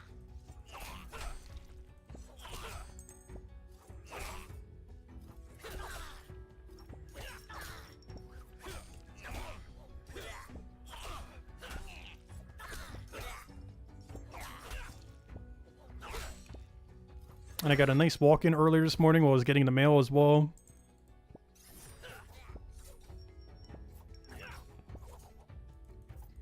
Still a lot of rain puddles from this storm the other day, though. So I couldn't take the back path. I had to stay on the main road. Because the main road has drainage, but the little side path thing that goes through like the little nature-y area is completely flooded right now. Because it's been raining pretty heavily.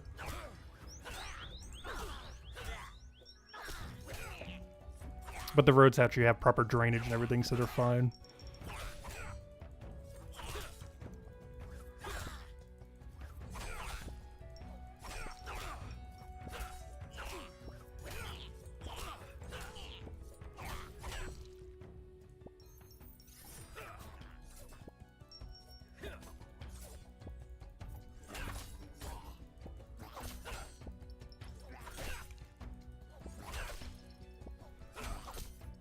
Hey, come on. We just need 2 more sets. We're almost there.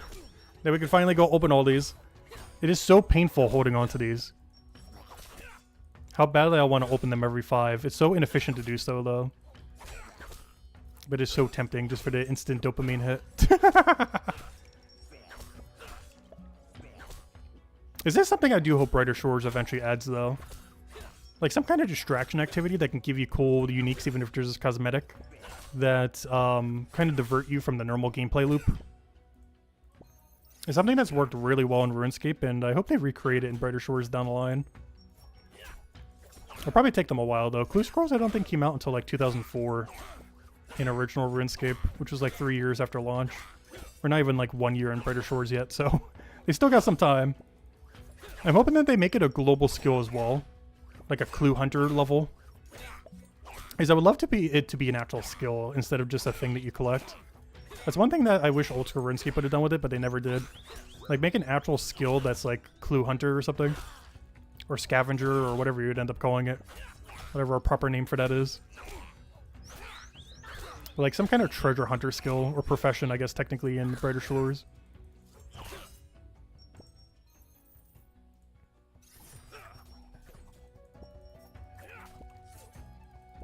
Because a global treasure hunter profession would be so much fun. Especially since they probably have the technology to make them more randomly generated, the clues that they end up giving. Because in Old School RuneScape, every single one is static. It's one of the reasons why we know so quickly where we need to go. Because there's only so many locations they can be. But technology's gotten better since then. They could probably, like, almost completely randomly generate a clue. Like, as far as, like, a coordinate clue where you need to go dig in a certain chapter or something similar in Brighter Shores. Like, there's so much they could do with it with modern technology. There's no way you just high-rolled! But there's so much that you could do with it with modern technology that Old School RuneScape was never able to do back in the day. Due to using such an older engine. But randomly generated clues would be so fun to solve. Obviously not completely random, but, you know, having some kind of formula and everything for it.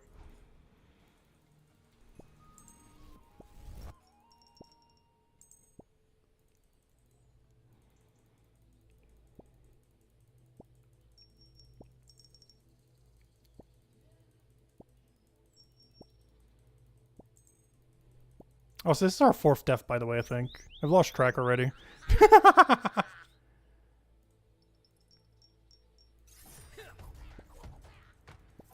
And honestly, our death counter during the bingo is probably going to be over 50. Because I kind of want to rush some of the harder tiles early. Maybe not like super early, but definitely early-ish. Mostly because we're going to get so much power that I think it's actually going to be doable. Some of the tiles that they have, I've never actually done before, ever. Like kill all the Awakened Desert Treasure 2 bosses. I've killed all the bosses during leagues, and I've killed the Awakened Vardorvis during the last league. But the other 3 I've never done in any situation. The biggest issue with that is doing Awakened Whisper. Mostly because it doesn't matter how much power you have, you can't really cheese its puzzle mechanic. Like, you actually have to do the puzzle mechanic correctly to have any chance of winning. It's the only one of the 4 bosses that can't be cheesed with just pure DPS. Because once your sanity bar loses 0, it doesn't matter how much DPS you have, you're just dead. So you actually have to engage with the mechanics properly or you're going to lose every time.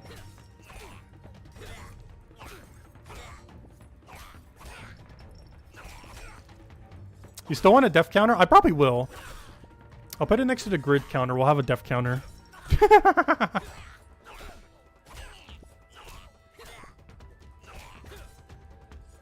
Yeah, I'll put it... Where should I put it? This is going to be the layout. I guess I'll put it to the left, right next to grid. Next to the grid counter, we'll put a death counter. And have them both right next to each other. I need to put it far enough distance in case the number becomes absurdly big. I don't think it's going to get that big, though. Especially if they add a revive relic. Because obviously I won't count any death to a revive. Because it's actually a core mechanic to die and then use the power that you get when you die. A revive relic has not been confirmed yet. But there's a good, like, 90-95% chance they're going to. Everyone in the last few leaks have had it just because of popular demand. It's basically the anti-noob mechanic. So even if you're kind of bad at some things, you just have a backup plan. And even if you're good at things, it's just like a good safety. In case you want to do a more dangerous method or tiki or stuff like that. Like, it opens up the door for more dangerous stuff, because if you die, it doesn't actually kill you. As long as you only die like once every 3 minutes. You get like a free death every 3 minutes. So you can actively use that to get better damage and everything. One has not been confirmed yet for this bingo, but there's a good chance you're going to unlock it in some way, shape, or form. It might be hard to unlock rather than just free, though. Like, the thing you have to do to go unlock it might be really hard. It's probably going to be there somewhere on the bingo board. Oops, that's not what I want. Actually, yeah, that is what I wanted. I want to go to Senatism. Over here. The old Zacian Empire. Just something I still haven't done on this thing. I still haven't done Desert Treasure 2. I've actually never done the quest ever on any account. I need to at some point. The problem with that is there's 2 parts in the quest where your teleport crystal doesn't work. AK, if you disconnect, you literally have a 100% chance of dying. So that's not good. It's one of the reasons I've been putting it off. I want to get at least 99 sealing before I do. And I need to do Dragon Slayer 2 and Desert Treasure 2 then. I'm actually probably more scared of Dragon Slayer 2. Desert Treasure 2, if it's going to kill us, it's going to kill us because of disconnect. Dragon Slayer 2 can kill us just because there's multiple one-shot mechanics in there. Whereas nothing actually one-shots you in Desert Treasure 2, other than a disconnect at the wrong time.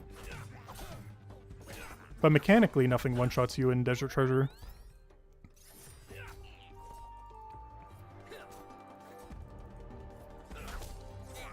It's gonna be funny because once I do go do Dragon Slayer 2, I think I'm gonna be in like near max.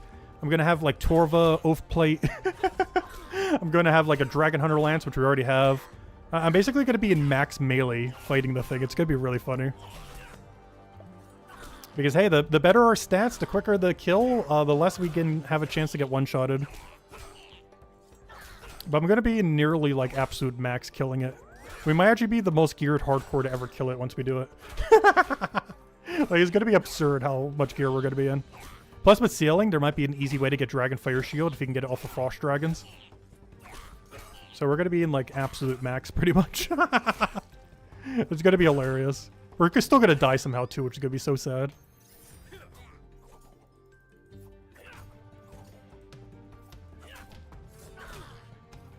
There is a repeatable boss I really want to kill afterwards though, Vorkath.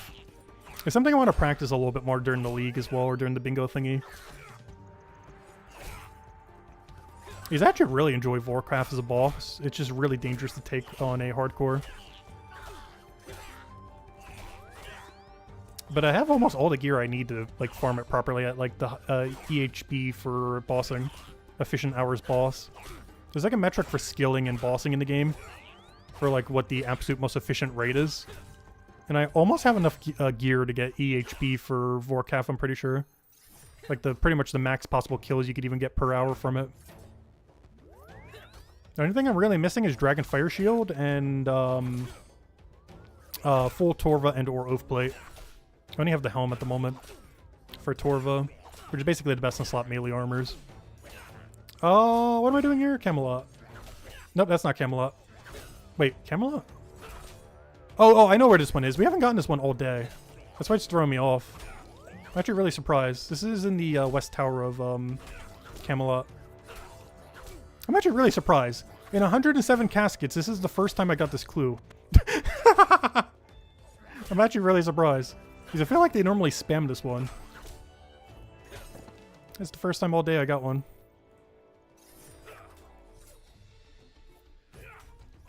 There we go. It's a little bit of a far one, but it's easy. Oh, in all fairness, all these are easy. They're literally easy clues. It's not like any of these are hard.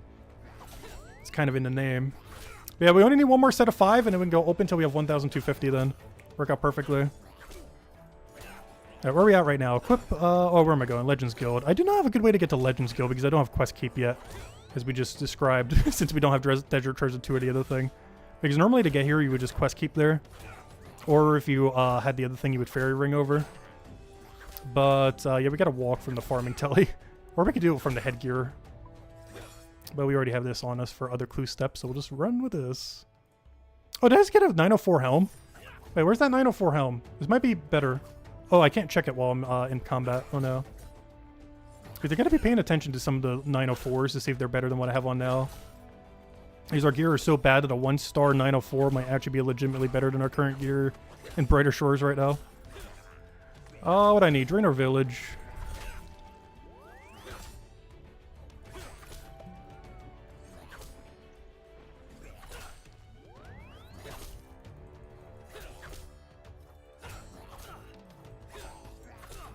Okay, I'll go check the helm after this fight. I think that's the only thing I can get upgrade on, right? Yeah. I guess maybe boots if we see one. It's better fire, better... No, because the next enemy we have to fight does... Oh no, it does blue damage. I don't know, I guess for the short term, it's actually better. They're hitting mostly with fire, right? Or are they hitting with physical? I haven't really been paying attention. They're mostly hitting with fire, right? Fire. Fire. Okay, good. So the next two enemies I need to fight, this helm is better, so I'm just going to keep it on.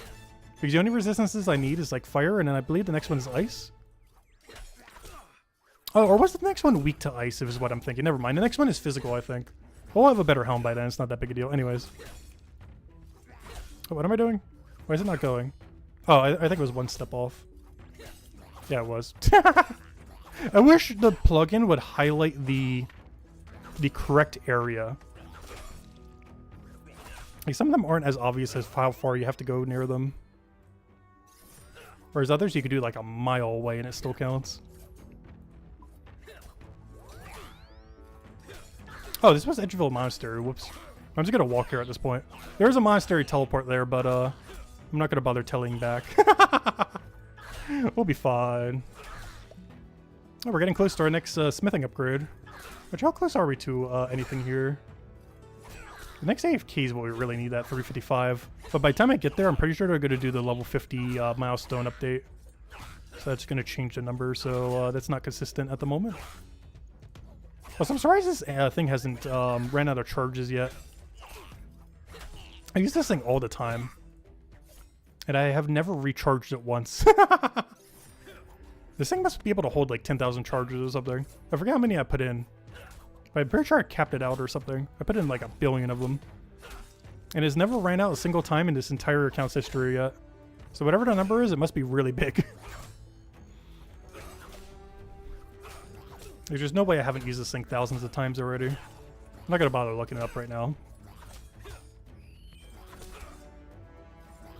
That's something else I do need in this setup. I need a good way to like show a wiki page or something on screen.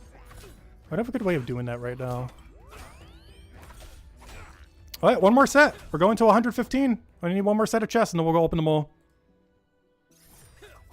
And I'll put the Brighter Shores on an AFK thingy real quick while we do that. Because I don't think I can do goblins while doing that. What am I doing? Oh yeah, one more set. Alright, the final set of 5. We might go a little bit deeper, but as far as when we go open all these, we'll go 5 more and then we'll open all 115 to get to that nice clean 250. Any masters that we get from it, we won't be able to do though. Unless I somehow pull like 3 masters.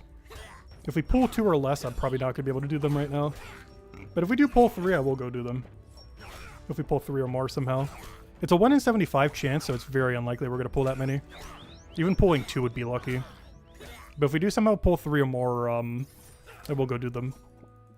It's just with only 2, there's a good chance it's just going to fail and reach the dead end. So I don't want to waste them.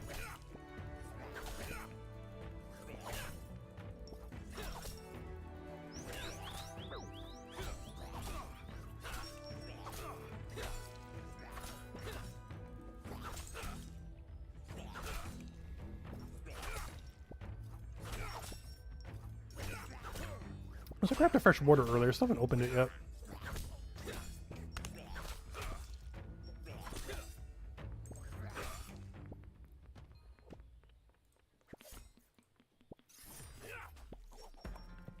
Good old water. Good old hydration. Yeah, where were we? Back to getting our 5 caskets. Alright, we already got 1. 4 more to go. Come on. We're almost there. That's how long have we been going so far? Oh, that's not what I wanted. No! No! Okay, I think it's fixed now. That's not what I wanted to click on. Oh, why did we go for like 1.5 hours so far? You know why I feel so much longer? Because I was doing this like while multitasking 1 billion things earlier today. Just to make sure it would work for the stream. I honestly kind of like this setup. It does have a lot going on, though. Oh, so there's some room over there to go put chat. It's just while we're doing stuff like this, I'm not sure the chat would ever move fast enough to bother putting it there, though. This Brighter Shores like pops off again somehow.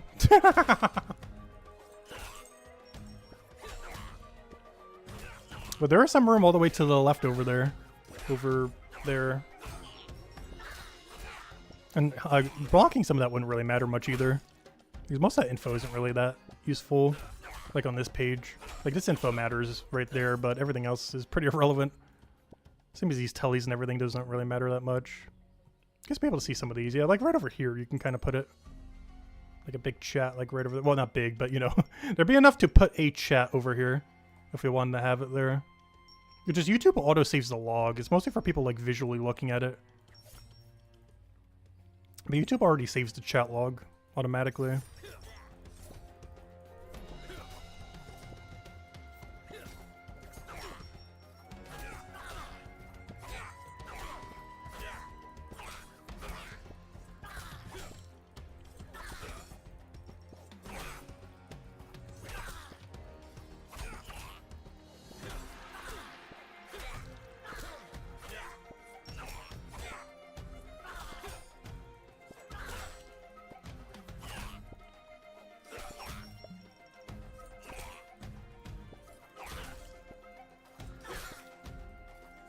Yeah, from this many chests, we're expected to see 5 unique drops. So we're hoping to get to 1,080 from these. And we gotta scrap together another 20 before sailing. Or maybe another 120. Who knows? It depends when sailing's coming out. Like if we're talking weeks or months. Because if we're talking weeks, 1,100 is our goal. But if we're talking like January or February of next year, I think we could push 1,200. The only problem with that is it would be a lot of clue content. Though it would be multiple different methods. It wouldn't just be what we're doing right now. Because the way you get medium clues is quite a bit different than the activity we're doing now. And easies, I definitely wouldn't try getting all of them unless we get really lucky on the gilded monk robes. Mostly because of how rare they are. I'll explain it before we go open them. Once we crack these open. But they have different rarities, and there is one category of them that I do not plan to do. Unless we're like really desperate for collection log slots. These are like 5 times rarer than everything else, if not more. Which are almost like 10 times rarer. I'll explain it once we go and open them. We go full screen for it for a moment when we do go open them.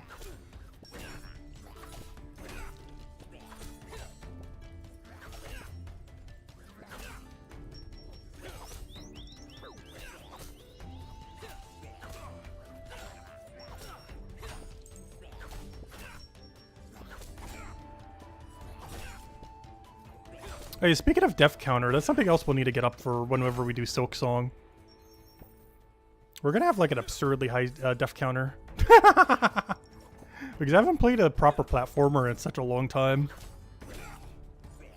It's a genre I don't really play that much. You know what game we also need to go explore at some point? Maybe once we have Switch 2, assuming it works on it properly. It should. I don't see any reason it wouldn't. But I own, but I've still never played or streamed Mario Odyssey.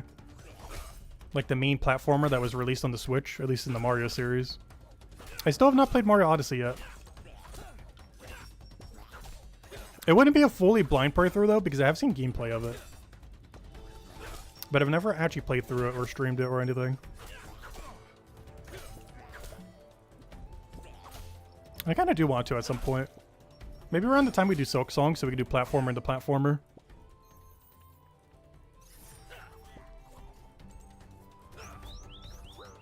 Though Mario Odyssey should be like 100 times easier than Silk Song. Same genre, very different difficulty level.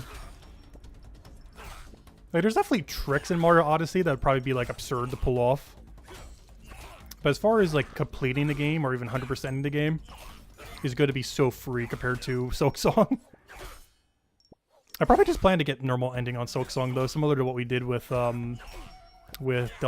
I mean, not Deltarune. I mean, what was the first one called that isn't Silk Song? Why did I forget its name already?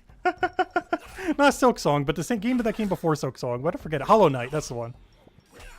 But I'll probably do it like we did Hollow Knight, where we just go for basic completion and not bothering like 100%ing or anything.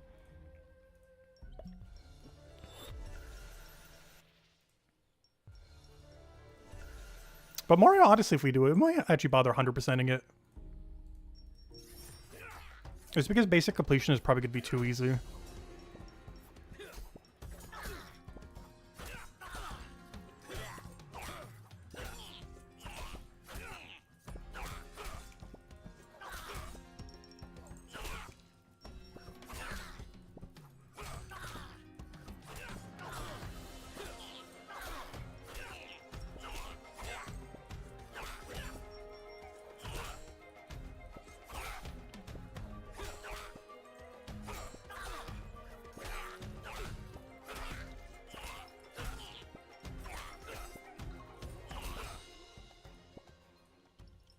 Come on, I'm trying to click on the boots. There we go. Oh, is that a boot upgrade? Yeah. Because they're doing fire damage, it technically is. Because right now we only care about fire defense. We'll get better gear by the time we get to the next unit.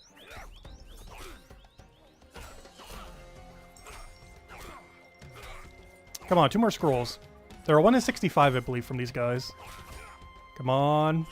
2 more. Then we go do them, and then we open all the chests. I can finally claim our dopamine of the day. We've been edging the dopamine all day long. Gotten like literally every single thing I need to get done earlier this morning. I've been like slowly poking some clicks in between everything. But we can finally go claim it, and as soon as we go get these 2 more scrolls and then go do them all. And then we'll get the nice clean 1,250. And we're expected to see about 5 new items from doing this. There's 20 that we need, and we should see about 5 from this many openings.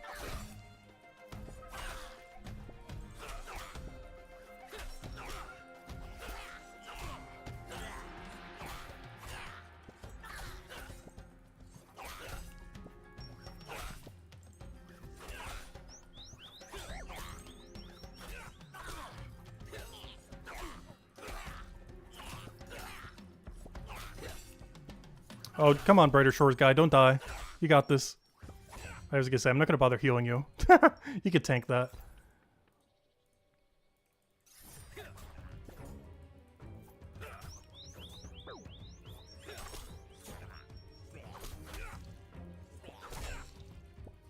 I just wanted a new songs that's playing for Brighter Shores right now. Still uses the motif of the area though. But they have quite a few that are like that they've been adding. Like, it still uses the motif that the area already had, but does it in like quite a bit of a different style.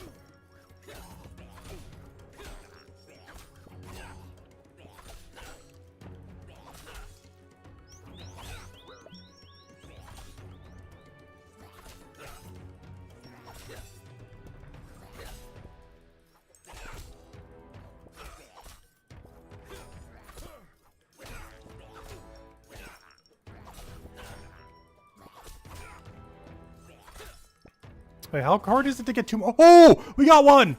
Oh, that's an upgrade. Oh, actually, is it? Like, it definitely is. The only bad thing is I got a perfect roll on the one I crafted, handcrafted. And this one has 5% less than a perfect roll, which is to be expected. Obviously, not all going to be perfect. There's like 20 rolls I could do. But this is actually the weapon I need for killing these. The only thing that's bad is it's going to do 1 extra ammo. Like, these have 4 ammo instead of 3. So I'm not sure if there's actually an upgrade or not. It might be, though. And I'm still going to wield them. But yeah, there's our first 3-star all day. Still no 4 stars, though. I highly doubt we're going to get one. They're so rare. But yeah, that's an upgrade, though. It's actually literally the weapon I need, too. There's so many weapons that could have rolled that would have been useless. That's actually one of them that isn't useless. It's not as much of an upgrade as it seems, though, just because it's a lower yellow roll, though. And it has 1 extra ammo, which I think is actually more of a bad thing than a good thing. Though it's going to be useful later, because on one upcoming enemy, Not only can I level this higher if I need to later down the line, because you can refine these to be higher level, but the other benefit is I do have another yellow enemy coming up, I think at level 930? Yeah, 930. That is weak to yellow as well. So I might go enhance that weapon and use it for that then. Nice, we also gained a combat level, second one to stream, 908, nice. But that's a pretty good pool. Mostly because I'll be able to double dip it. I'll be able to use it now for this enemy, but then I'll be able to use it again at 930. Because I could just refine it with some random gear we have. It might take me like 15 to 30 minutes to go refine it, but then we'll have a 4-star really solid weapon to go kill them with. And the other ones are nice because you can kind of hide a little bit and get all 4 shots off. So having 4 ammo instead of 3 is actually a little bit more beneficial there. You can kind of do that here too, but not while we're AFKing like this. You can kind of like beat them around the rock and get all 4 shots off. Now that we can, it might be a little bit more worthwhile to try to do. I'm normally not going to bother though. But there's some movement shenanigans you could do to do that. Just slightly less AFK if we do that though. Oh, so where is this 5th scroll box? I just need one more. Why are we going so dry on this final one? Just give us the clue.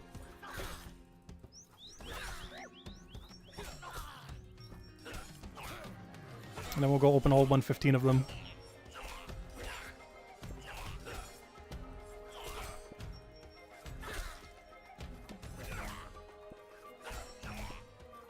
But yeah, whenever we do try streaming both at once, I'm going to try to do stuff where we can get luck-related things.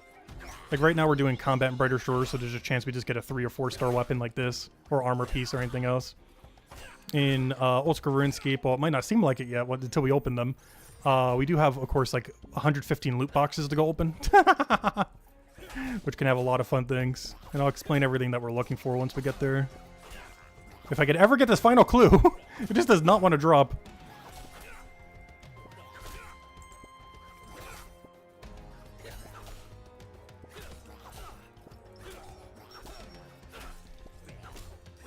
I'm gonna throw a heal there just in case.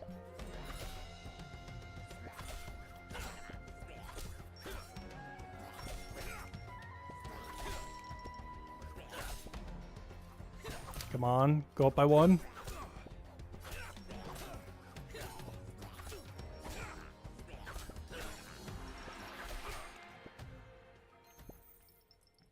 Up too far, too far.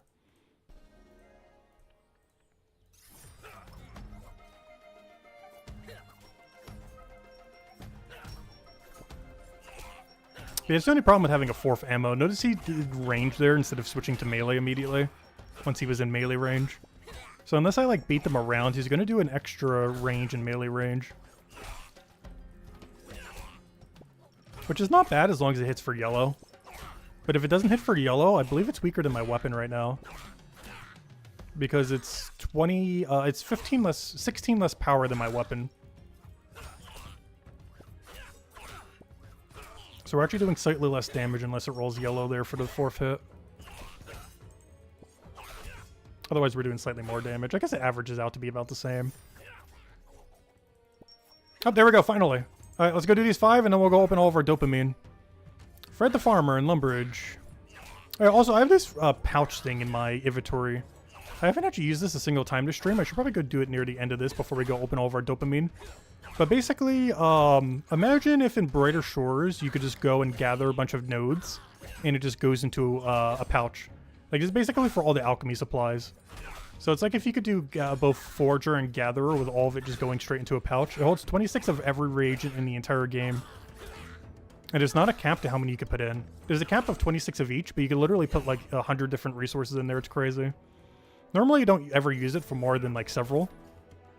But we can go use it to go do a partial farm run to go grab just like a bunch of them. Like a bunch of secondary ingredients that we need for... oh gosh, we got the fishing trawler one. But just a bunch of secondary ingredients that we need for stuff. For various potions, mostly.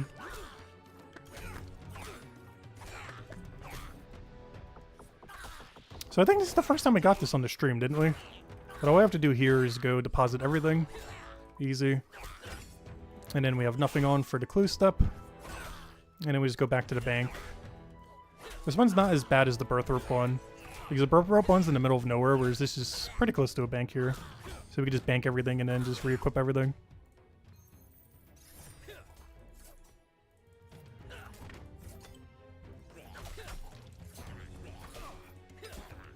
Alright, there we go. It's still not an ideal one, but it's way better than the Birthrop one. Even though it's basically the same step. But the bank proximity makes it a lot easier.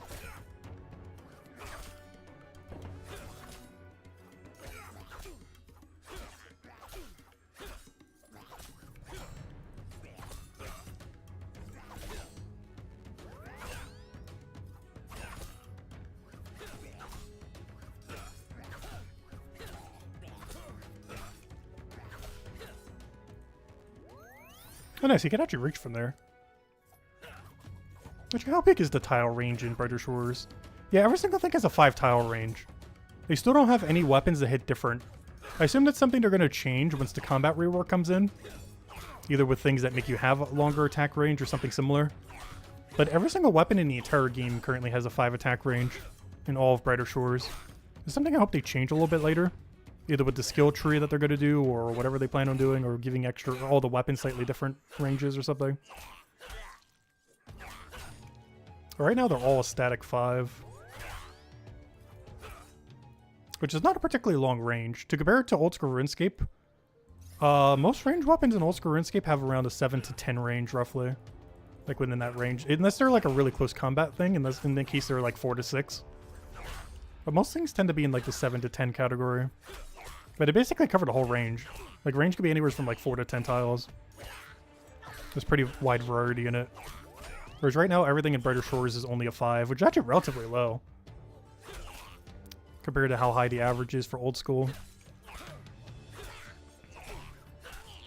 Because the average is probably around 7 for old school RuneScape. Like 7 or 8 in between there. Whereas Brighter Shores is literally just a static 5 right now, which is really short in comparison.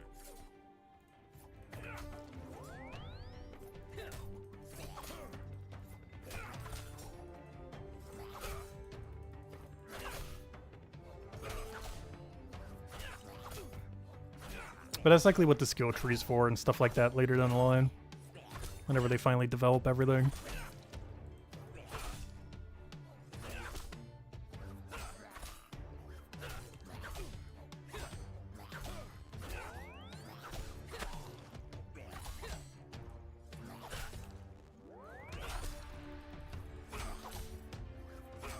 Oh, so I almost have a full inventory again. Getting really close.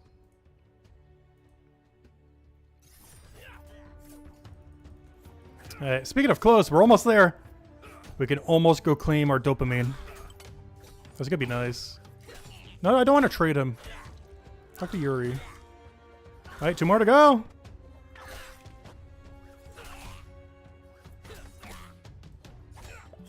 What step are we on? Fishing Guild.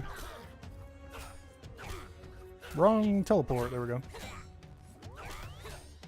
And then we'll go full screen on RuneScape for a second and go explain what we're looking for. And then change the audio over to it so we can hear the jingle every time we open one.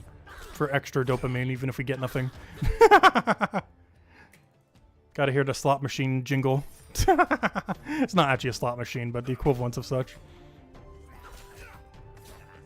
Won't be the same without it.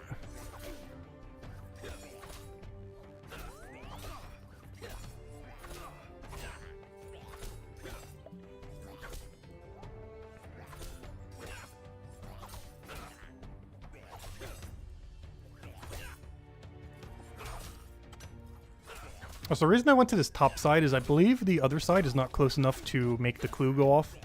But the north side is, oddly enough. Alright, final clue! And then we'll go open all 115 chests. What are we doing? Draenor Manor. Up, wrong telly. I was about to go to Draenor Village. They were slightly different.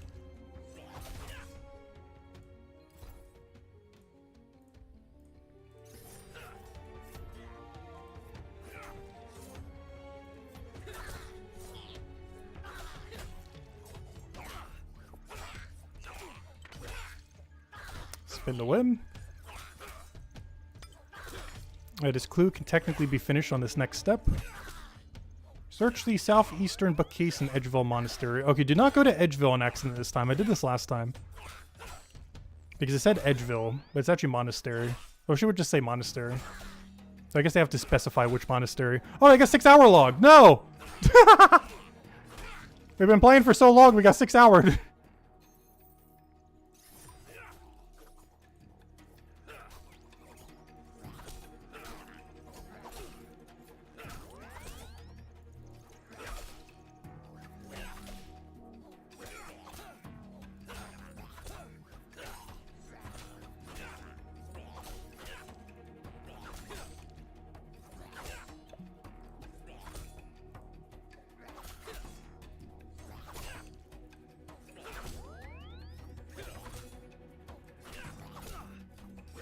Okay, I think this is the final one. Actually, it has to be. It literally has a 100% chance to complete right here. All right, there we go. Let's just grab the reagents real quick, which I've been meaning to do a little bit more than we have been, but let me just grab them real quick. Put them in this reagent pouch, and then we'll go open them all. Get like one more goblin kill, and then we'll put this guy to AFK. And then we'll go open our 115 easy clues and see if we get anything good. We'll go full screen for it when we do. As well as change the audio to the other game. Where's the area? There we go. Yeah, this will be the last kill we go for now. And I'll go sell everything and then go head up to that other area.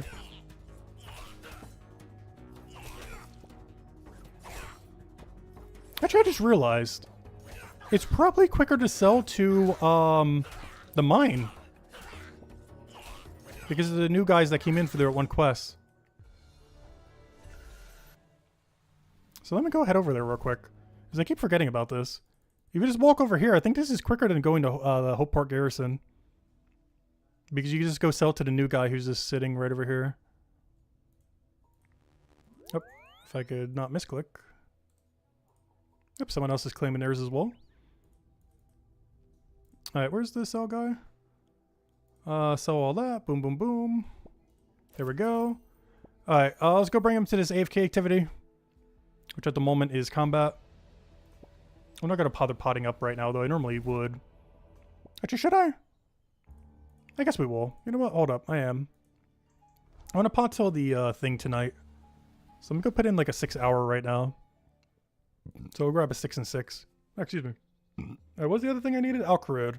So I'm going to go head over to Alcarid, go get the 2 AFK potions for our guy to go to the daily.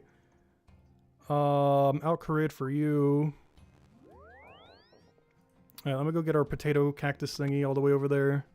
You need to go get your set of AFK potions so I can do that until the daily. The daily, nightly. Which is normally where I do the daily for Gems of War as well. I need 6 of you, and I need 6 of the, whatever the other one's called. And now we go bring them over there. And then we'll go close Brighter Shores and bring the other thing to full screen. Just want to bring him to his AFK activity real quick. Drink the potions. Get him his stuff. And then, of course, we'll claim these when they're ready and keep resetting them until we have a billion levels. Alright, let's go to Crafting Guild, I guess. We'll open them all there. Let me just go get my setup. Get rid of all that. Get rid of all this. Put it over there. Double check how many masters I have in case we get any. Oh, none. Okay. Well, other than the solver. Alright, you need to go do your AFK thing. Then we go switch. So we drink you. We drink you. We do that. I click on the interface over here. We switch it to that. I then close this out by clicking log out. He'll keep doing his thing. Okay, so we got the Gridmaster set up for tomorrow. Well, we'll add a def counter too. But for now, let me go turn audio on so we can see the slot machine audio go. Where is it? Where's music on? There we go. Okay, what do I need? I need Scrollbook. I need Nature Rune. And I believe that's it. Actually, no, I lied. I don't need Nature Rune. Give me, I finally have Bryophyta Staff. Also, I finally have Bryophyta Staff.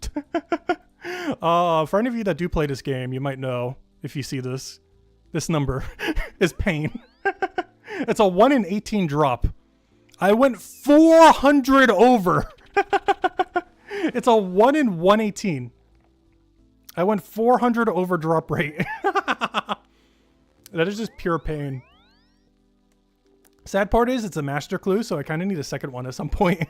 I'm not going back anytime soon, though. But we finally got it. Also, I have all these, too. Does this even show up? Oh, yeah, I don't have it set up to show, though. I forgot I can't show the side panel. I'll do that some other time. But anyways, what are we looking for in all these clues? There are a couple things that we are seeking. So here's our collection log. We are trying to reach level 1,100 so we can go get this staff. I believe only 10 hardcores have this at the moment. We will be the 11th if we were to get 25 magically. Though we're currently in 14th, so we'll be at least the 14th person to get it, if nothing else. But what we're looking for, if we go over to, where's the normal log? So we are doing easy clues here, which is the second lowest tier of the beginner, which we've already completed. Though I do kind of want a second parrot at some point. But easy clues. They have multiple different drop rates in here. Most things in here, like most of the things that you see already ticked off, but most of these like little small ones in between of like low tier gear, these are about a 1 in 500 every time we go and open up a chest. Like every single roll we have, there's a 1 in 500 could be this, or 1 in 500 could be this, 1 in 500 could be this. It's slightly lower than that, or higher than that. Technically, it's like a 1 in 400 something, but basically about a 1 in 500 for all of these. There is then a second category, which is all the elegant clothes, as well as all of the golden ones over here. These are a 1 in 1,000 that we'd get any individual one, like this chef hat or this apron or any of the elegant clothing. It's about a 1 in 1,000 per roll. And what I mean by that is like every single roll of the 2 to 4 that we have with them, it's about that chance. Or sorry, it's per casket that way. Never mind, it's per casket, not per roll. So it's about a 1 in 500 for any one of these per casket, about a 1 in 1,000 for these in the elegance. These capes are quite a bit rare at about 1 in 2,000 per one that we open. I'm only missing one of them, so we're actually doing pretty good on them. With the Cape of Skulls being the really cool one, if I go over here. This was the cape I was talking about earlier that we'll be wearing for sailing. I kept it in my bank as well. But it puts a PK skull over your head, so when we do sailing, we'll have like a pirate skull above our head the entire time, which is pretty cool. So this is going to be what we wear when we go do sailing. I just have like a perpetual pirate head, because we don't have max cape anymore, because we'll have level 1 sailing. So until we get 99 sailing again, we're probably going to rock the pirate cape the whole time. Well, technically it's called just Cape of Skulls, but, you know, we're going to wear it so we have like a permanent skull above our head, as well as on our cape. But most notably, we have it above our head whenever we go anywhere, which would be kind of cool. Kind of like a pirate thing. But, yeah, that's like the best thing that you can get from here. It's not the rarest, though. The absolute rarest is the other category, which is the main bane of existence on Easy Clues, is Monk Robe G. I'm not sure why they are so rare, but they are a 1 in 5,000 per clue that we will end up seeing one of these. Or after 2,500, we should see one. But either individually, one of them, it's about a 1 in 5,000. Technically 1,000, 4,000, something.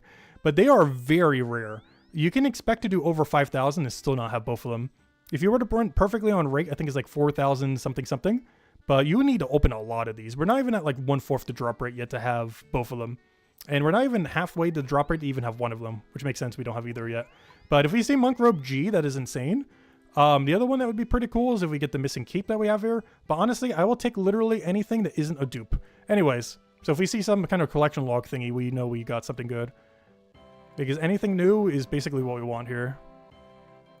And there's a lot of trash that we don't need. All these scroll teleports are nice. They go into the little box. And then we also get some basic resources. Most of this will be dropping to the ground unless it's like a good elk. But most of it's just going to stack up over here. Or get dropped to the ground for anyone to pick up. This is a max total world, so no one's going to come. We got our first unique, unfortunately, to repeat. Black G. This is pretty cool, though. But unfortunately, not really useful, since we already have it. Oh, Purple Sweets is a really good one. These things are worth a lot each as well. If you were to on a main account, you can sell them for like 6,000 each. We will mostly use them as a hardcore for Theater of Blood. They're mostly used for tick eating.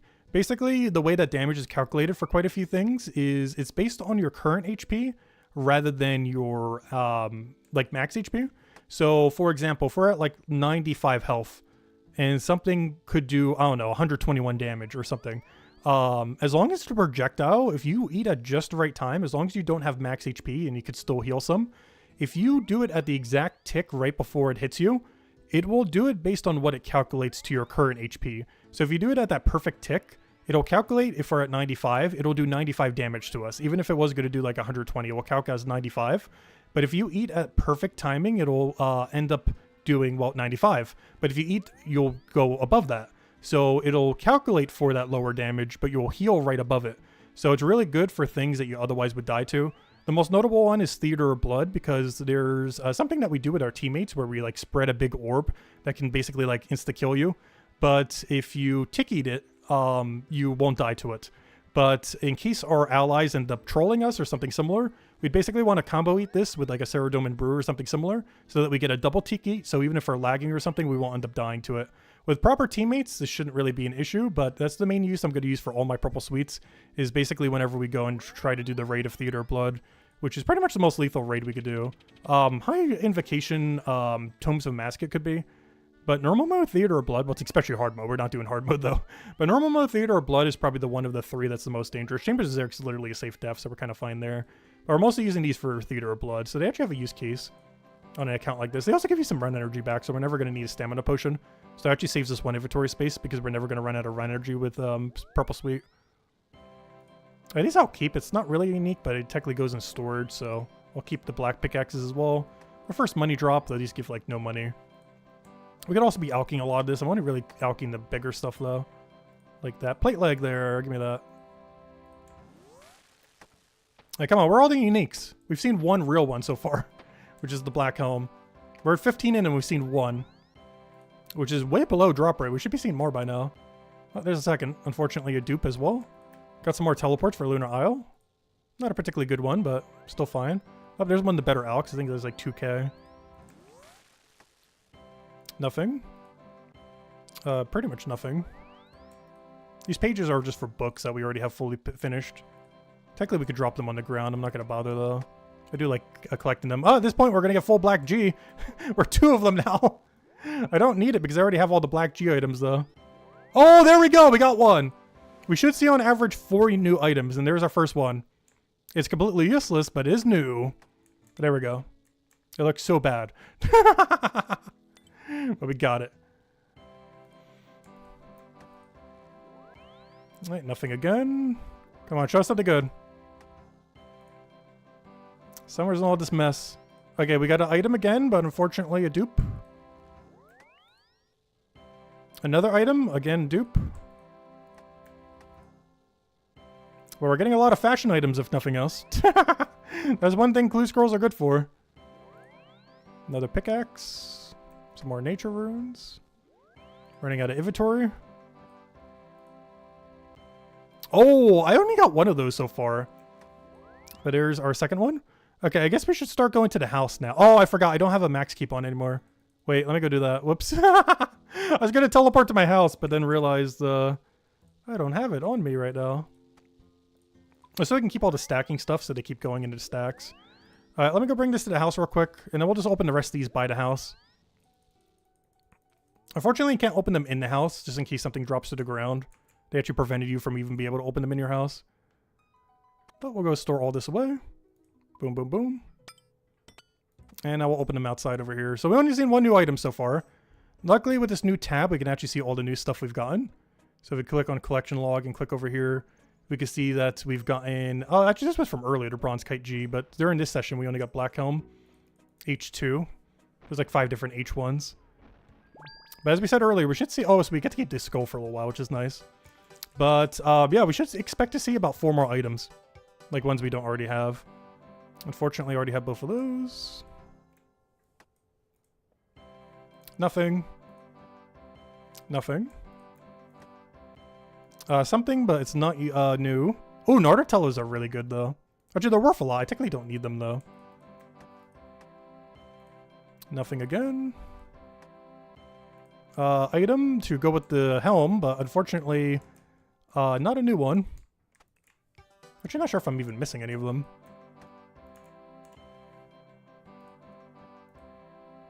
Oh, our first master clue. It's a 1 in 75 for that. That is actually really good. I said if we get at least 3 of them, we'll go do them. And you get 2 more. It's a 1 in 75. Another kite shield to go with the kite shield. We got each one in H2. We're going through them all in order. Purple sweet stack starting to get bigger. That guy lost his head. More Nardotellis. Worth a lot, but unfortunately not that useful on an Iron Man. Why are they worth 65k each? How many bots are using those? Why are they 65k each? There's literally an amulet that takes you there instantly. How many people are botting with those? That they're worth 65k. That's insane. Or was that the whole stack? Was that each? No, that's each. Why are they so much? For a second I was thinking maybe that was the whole stack. No, that's just one telly. Why? That makes no sense. What bot farm is using those things?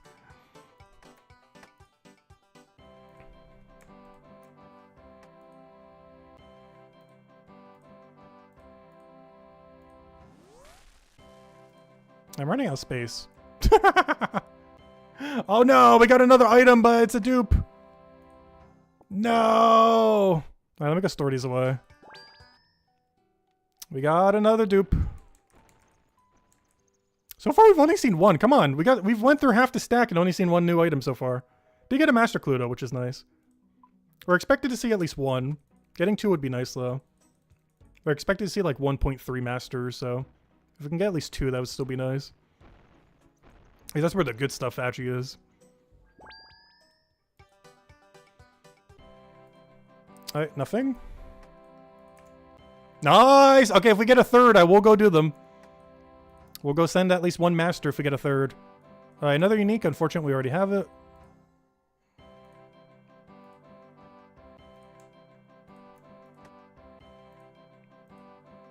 Nice! Oh, it's master time! Okay, wow, we did really good on masters. Okay, let me go start stacking the ground so we can set up for at least one master code completion. We'll still finish all the beginners, but then we'll go run the masters. Alright, come on, don't be wildy, don't be wildy, don't be wildy. Safe. Alright, one completable step, check. Don't be wildy. Nice, auto-completed as well. There is a wieldy step in there, but there's a way to bypass that. We'll be doing that in a moment. Come on, don't be wildy. Nice, another free one. Really close to a telly as well. Alright, 3 for 3, really good, really good. Alright, let me go bank everything. Actually, you know what, let me get rid of some of these stacks. It's starting to get annoying having so much here. Alright, there we go. Alright, let's go back to, I guess, Crafting Guild, why not? I mean, not Crafting Guild, I mean, we're already here. I'm at home. Let me go get a nice clean inventory. I'll keep the purple sweets there just to see how many we end up getting here. And then we'll go open the rest of these, and then we'll go send all the masters. We should get at least one completion, unless we get absurdly bad luck. And that's where the really good stuff is. Like, items literally worth thousands of dollars if you were to railroad trade it illegally. Which we would never do, of course. We'd keep it on this account, because that would be such a flex on a hardcore, having like 3rd age pickaxe. But there's actually stuff in that drop table legitimately worth thousands, real money. The chance you get them is so rare, obviously, though. Like, you could do them like 10 hours a day for like 3 years and get 0 of them.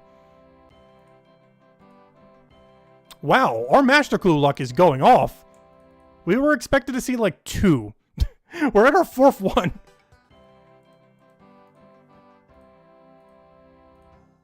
Really good day for master clues.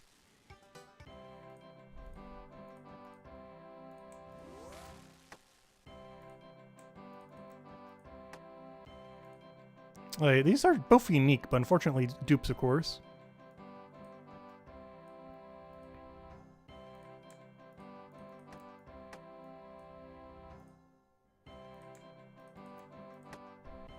Oh, what one is... Oh, come on. Why couldn't that be H3? I thought we were going to keep stacking them. We went H1 and H2, but now we got a dupe of H1 again. Let's hope it would keep moving up. Yep, but the same dupe we got earlier.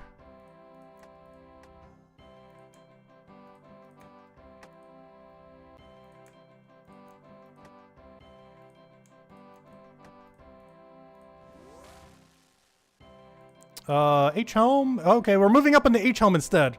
Now we're moving to H3. Except it's off a helm.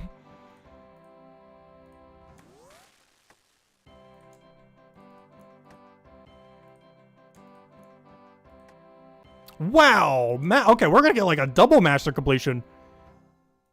Masters are going crazy right now. I'm not sure why our master luck is so good today.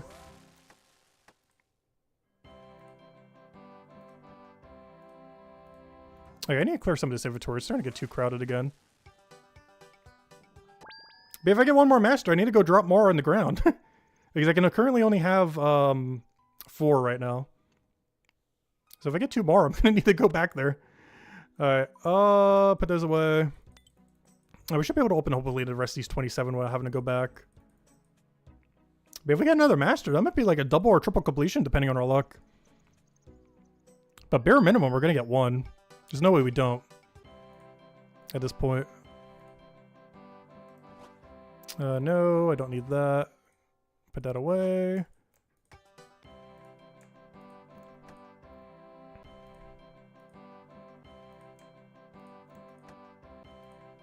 Too many runes. That's not a new one. Actually, do I already have them all? I'm not even sure if I do. Wow, what is this master look? Let me go drop them now before I forget. Our master look is going crazy. This is just from this easy clue stack. Joriel is scary. There's a lot of wieldy steps on Joriel. We don't know ahead of time if that's good or bad. Arceus Church. Tri-Wizard. Tri-Wizard's kind of annoying, but that is in a doable location, luckily. It's not a wieldy one. Arceus Essence Mine. That one's free. Hey, there we go. So while I'm here, let me go store all this junk. Hopefully last time we have to do this. Alright, there we go. Let me go store away the other two things we have, and then, actually, we'll keep them here. We'll be fine. There's no way we fill it up at 19, right?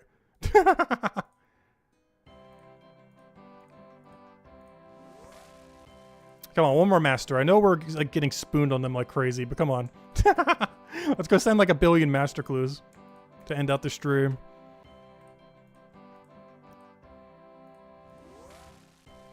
Alright, get rid of that, get rid of that. Bunch of junk, bunch of junk. The only sad thing though is we were expected to see like 4 or 5 collection log slots. We're only at 1. We were doing so bad on new clue steps. We should have seen at least 4 if we were to go on drop rate for what we needed. Oh, there's the second one. Trimmed the body. Hey, come on. We need to get 2 more from these.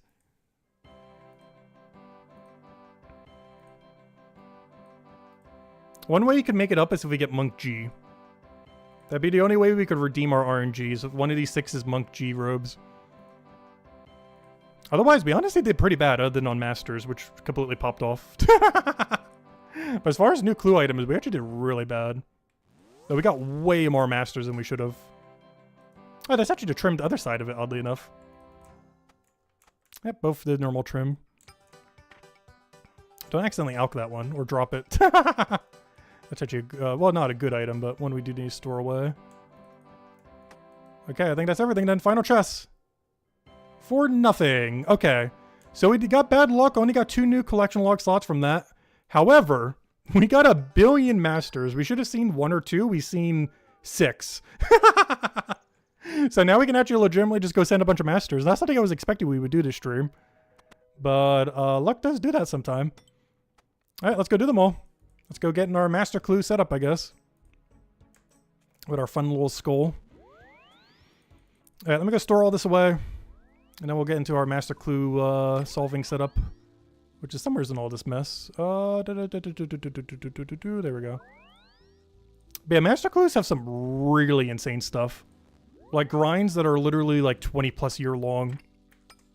That no one has ever completed in the history of the game. Some absurd grinds are in there. But a lot of common loot too that we do need. Alright, what else do I need here? Is that pretty much everything? I feel like it's everything. Alright, we good to go? Trying to think of what else we gotta bother doing here. Alright, let's go send it. First clue, we have Wes. So we'll go ahead over there. I'm hoping to get at least, I don't know, I would say 3 completions. I'd be happy with 2 as long as we don't get less than 2. But 3 or more would be nice. But honestly, even 1 is kind of insane given that we weren't really even expecting to get like 2 from this. And as a hardcore, we basically need at least 2 to be able to even solve a master. Just because there's so many dead steps we can't do or just don't have yet. So this is a light puzzle. You just do all these once really slowly. And then the puzzle solver will automatically solve it for us. And then we click whatever it says. You just don't want to click them too quick, otherwise it will get confused because you're doing too many per tick. Alright, what do we have here? Ring of Wealth, Death Tier, Keep of Legends. Easy. At the Death Altar.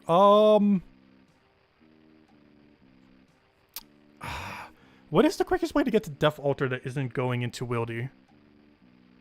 Because the way I'm thinking of is a mile away. This is a really annoying step without going into Wilderness. Which I definitely don't want to do right now. I'll go do it though. Yeah, I think I have to go to Lydia and take the really, really long route.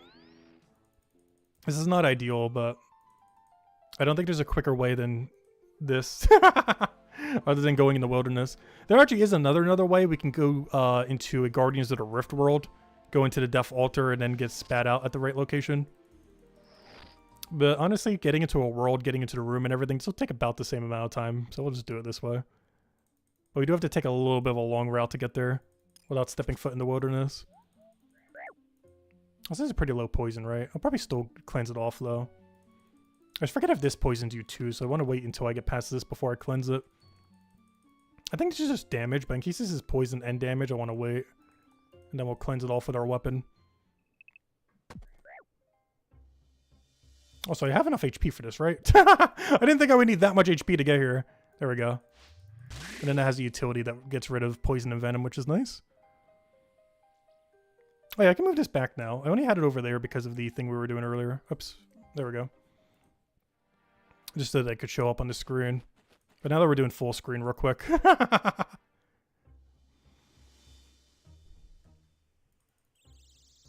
Oh, you can tell it's getting darker because the static is going higher. Anytime the lighting switches in this room, it's like, oh, gotta switch. Okay, falling here would actually be beneficial. Unfortunately, I don't think we have the level to fall. So I forget the quickest way to get here. I think it might actually be going north and then south. I'm just gonna go straight south.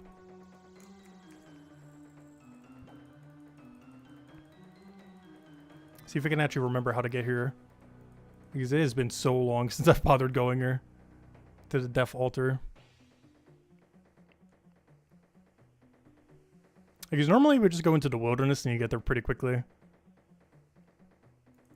But that's just a little bit too risky to do, especially while we're streaming. But even if we weren't, it's just needlessly risky for just taking an extra minute or two to walk there. Hey, that does connect to the mainland, right? I sure hope so. If that doesn't connect, we have a problem.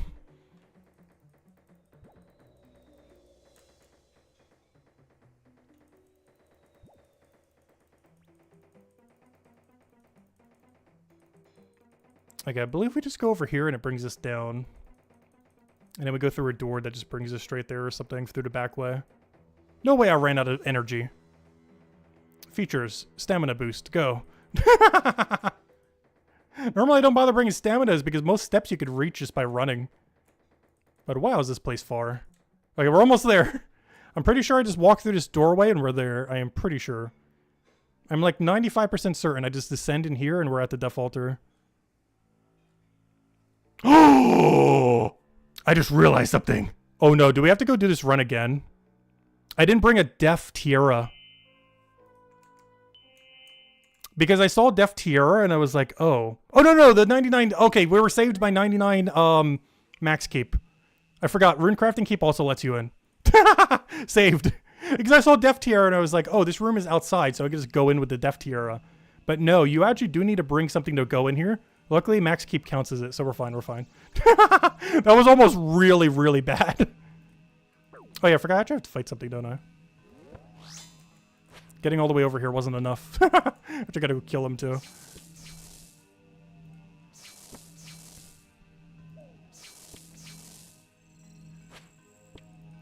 But yeah, we should be able to get like 2 or 3 masters from this, and then we'll end on that.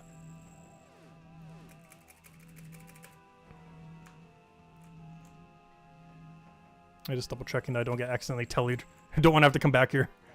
Oh, nice, waste. Well, back-to-back waste. We got waste into death altar into waste. I'll take it. This is a very easy step. Honestly, anything that can be completed is an easy step. It doesn't matter how hard it is. As long as it's doable, I'll take it. I don't care if it gives me that death altar like 5 times in a row. As long as it's actually completable, I don't care how long it takes. The problem is all the steps that are just impossible to do because we're hardcore or because we just don't have the item.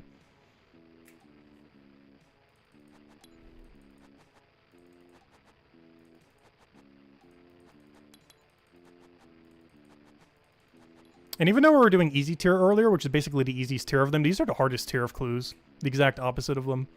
Oh gosh, we got Joriel. These can be in Wildy. Hopefully they're not going to be in Wildy. But they can be. You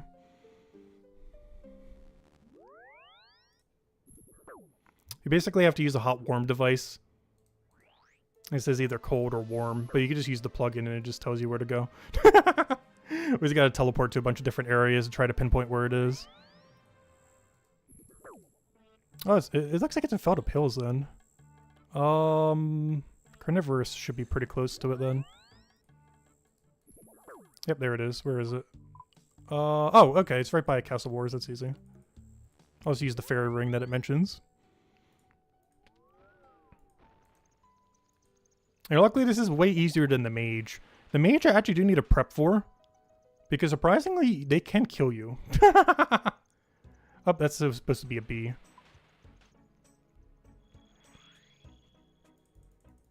Also, similar to the easy clues, I'll wait till we do all the masters before we open them.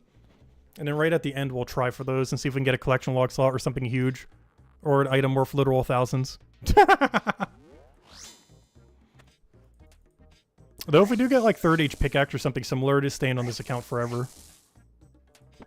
As we might literally be the only hardcore in the game even with one.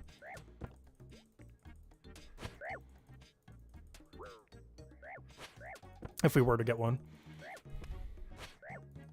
I've never gotten third age in the entire history I've been playing this game. Not even during leagues, oddly enough. They are that rare. I also haven't really tried to get them during leagues. Pharaoh's Scepter. Oh gosh, I gotta go do Pyramid Plunder.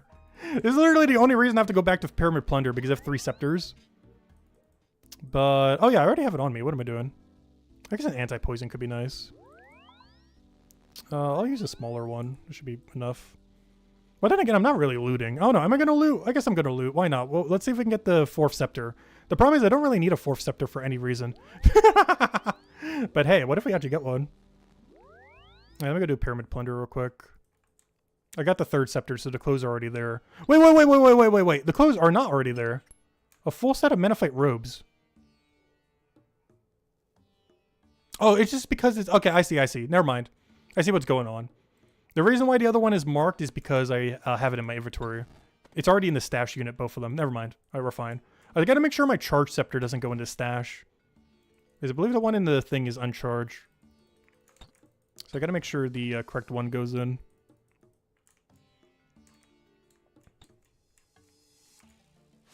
Really? Also, I forgot to bring a lockpick. That's not that big a deal. It makes it so these checks are more accurate whenever you pick lock the door. Otherwise, you could fail them. With 99 Thieving, I don't think it matters as much.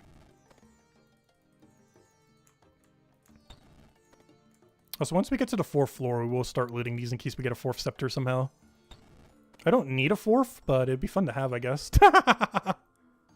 For the sake of having it. It's not really needed, though.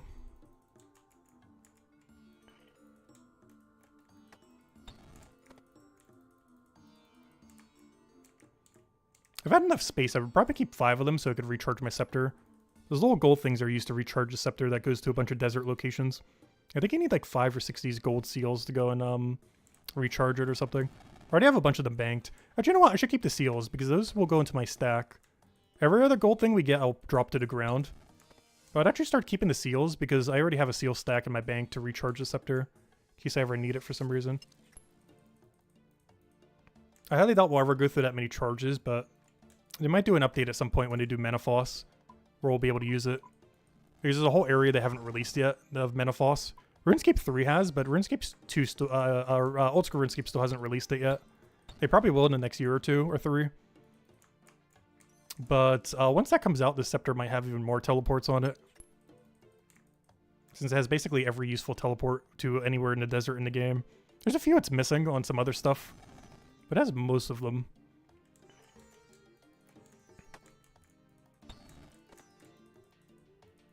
I believe this is the room we need. Let me drop the seal. While we're here, I might as well loot the whole place.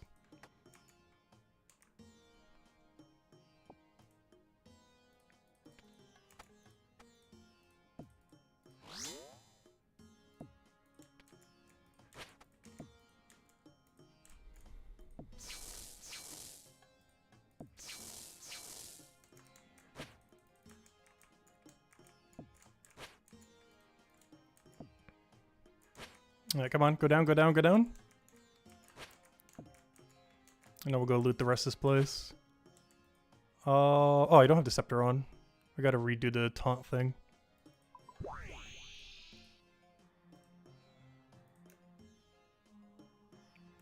Alright, there we go. Alright, now moment of truth. We'll put the right one in. No! Okay, this is going to be a problem with the new change that they made.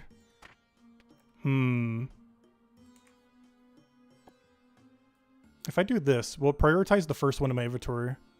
Yes. Okay, that's good. Okay. There we go. They made it so it auto does it from what you have equipped. But there we go. Okay. So before you could have just wielded it, but now, okay, it does it based on top to bottom on your inventory then. Alright, that's fine. Anyways, while we're here, let's go loot the rest of this place. See if we get another scepter for doing nothing. I'm not going to take all the XP while I'm here, but I will go loot the room real quick.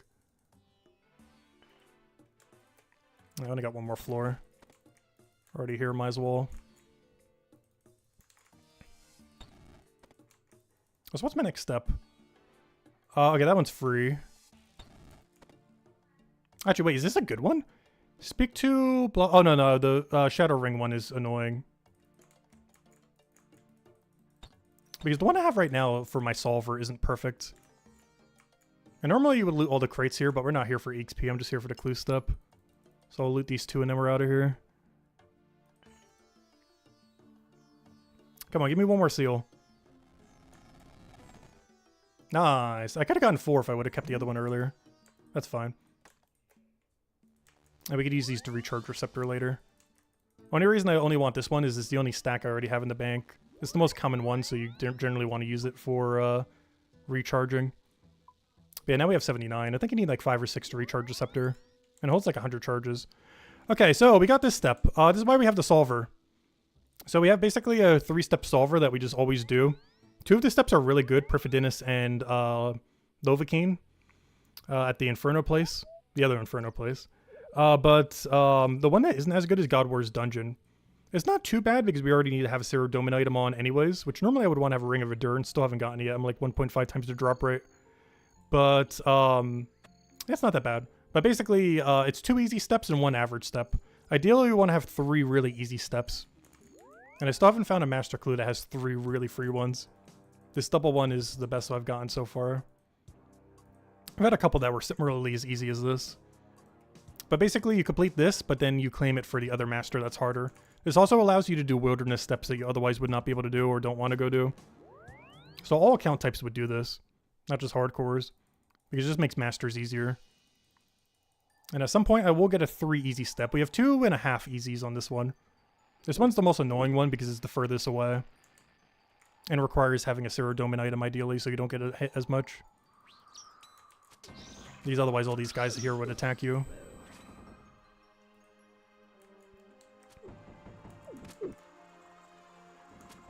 And then what we do is do not combine them. Whatever you do, do not combine them.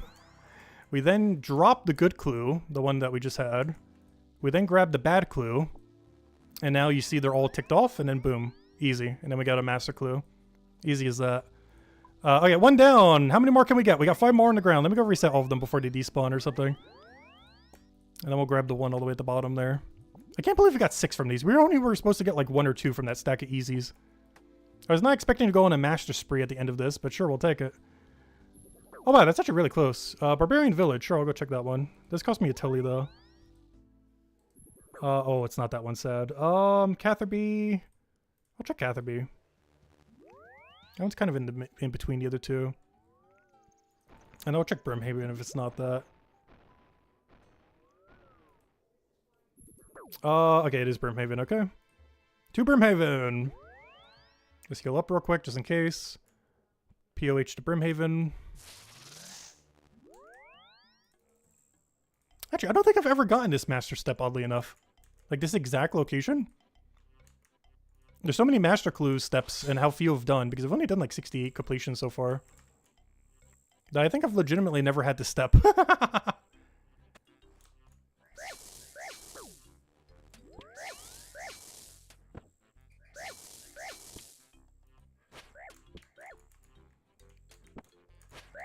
Yeah, come on, hit him. There we go. Oh, do I really have to be literally on the tile? You can't have like 1 tile of leeway. Oh no! This is a free step. I have Dragon 2-Hand. I have Obsidian Cape, actually a billion of them. Bando's Boots I do not have. I really need to go do Bando's at some point. This would otherwise be a completable step on hardcore, but I don't have Bando's boots yet. As I got really lucky on Bando's chestplate and God Sword early. So I never went back for boots yet. That's unfortunate. I really need to at some point. Literally just for that clue step. But yeah, it's unfortunately a dead step. I really need to go back there sometime. I've been waiting till I get a better range setup. Because right now I don't have a good range shield to go do it with. But yeah, at some point we'll get it. Actually, where am I going right now? It's Scavenger's Outlook. I don't have Whistle on me, so I'm going to have to take the long way to get there. That's fine. But that's unfortunate. That's normally a step we would be able to complete, but I don't have Bando's boots.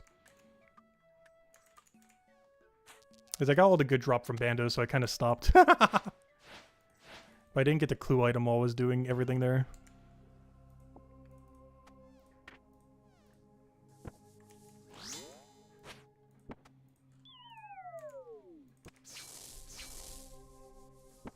Also, we recently green-logged Huey as well. Finally got the Dragon Hunter Lance.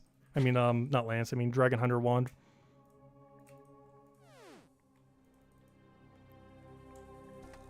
Though we do have Lance as well. Also, hello Tyrion, welcome, welcome. We got a Joriel. Come on, just don't be wilderness. I don't care where it is, as long as it's not in wilderness. Come on, tick off those wilderness steps. There we go, not in wilderness. Okay, whatever it is, doesn't matter. As long as it's not in wildy, it doesn't matter where it is.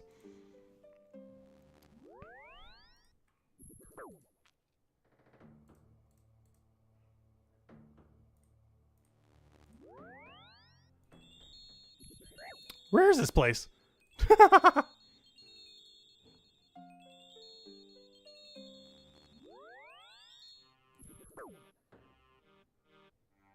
Let me go to Arceus.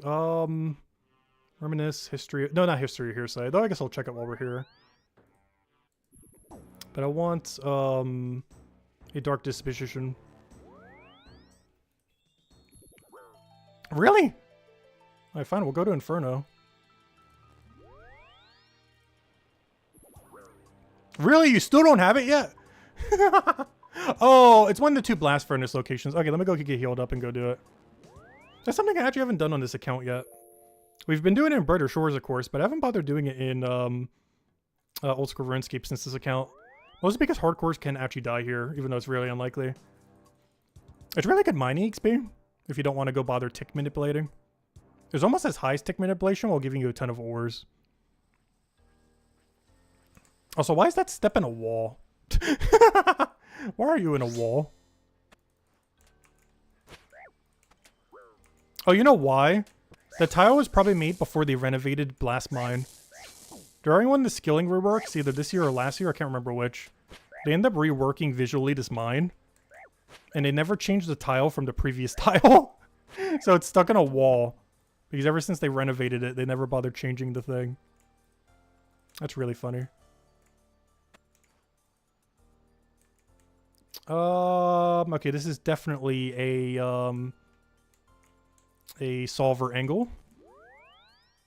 So once again, we will drop this to the ground. We will grab our solvable clue, and then we'll go do all 3 steps in the solvable clue.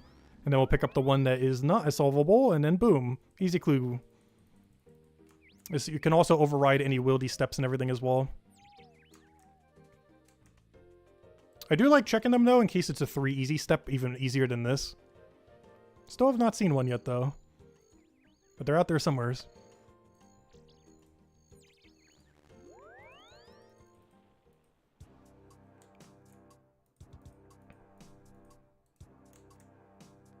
But yeah, Tyrion, are you hyped for the Pokemon Legends EA then? Doesn't that come out in like a day or 2?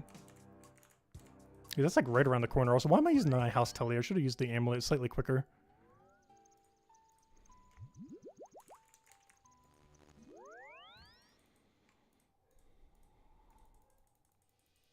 Also, speaking of things launching, we'll be doing the bingo tomorrow for Old School RuneScape. We mentioned it earlier. But I'm not sure if I mentioned it since we went full scoring in RuneScape, just to go quickly out these clues real quick. But yeah, Gridmaster starts tomorrow. We'll be grinding it down in like 2 days or something. We'll be starting at like 6 AM tomorrow morning. Eastern Standard Time. It doesn't launch until a little bit later, but I believe they're launching the board around that time. Also, whatever you do, do not combine these. Wait, wait, wait. Drop this. Then you combine them. Alright, there we go. No! So I couldn't even do this even if it wasn't in Wildy. So this is in Wildy and I'm missing Black Dragon Mask. So this is a double uncompletable.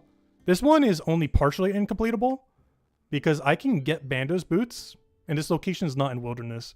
But the time to get Bando's boots just isn't worth it at the moment. It's something I need to do at some point, just not right now. But the other one, even if I had the Black Dragon Mask, I wouldn't do. But even if I was brave enough to go in Wildy, I just don't have the Black Dragon Mask, so it's literally impossible at the moment. So that one's like a super drop right there.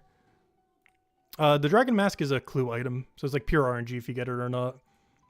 Technically all items are, but you know, even more so because they're so rare. I think they're in Elite clues. They're either in Hard and Elite. I can't remember. I think it's in Hard. What am I doing? Oh yeah, Arceus Mine. This should be pretty free. Also, normally the people will say good luck here as well.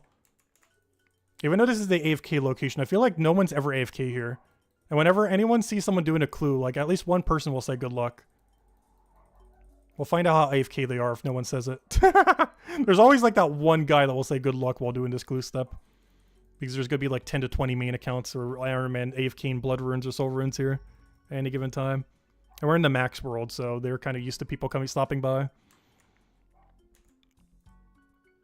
Well, technically not the max world, but the highest total level world, which is basically the max world. Also, I should break a pickaxe here and get some essence at some point. There's a clue step that requires some, and I actually ran out recently. So I can't do the clue step quickly whenever it pops up again. It is a really AFK way to get Blood Runes and Soul Runes. As well as one of the only ways to really AFK or really get it. Smite it? Oh wait, I don't have Smite. I can't even get it up. Because I don't have Smite on, so I don't accidentally hit the wrong prayer on a hardcore. So I only bring it up if I'm doing it. Joriel. Oh wow, this is a really easy one. It's already over here. Where are the locations over here? Okay, so let me go to there and then just do it again. Okay, this one's actually really close to where I'm already at.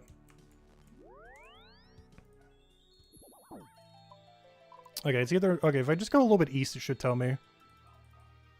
I go like right over here, and then we'll go heal up before we kill ourselves with damage. I'm pretty sure you could actually die to that orb, sadly. Okay, so we're basically just gotta go right back where we were. I'll take it. Luckily, it's a library telly, so we can actually go to an even closer teleport then. I didn't for the other one because it's a little bit further away. But there should be something that says Arceus Library here. There it is. That's a little bit closer for getting this clue step. Not by much, but save those few seconds.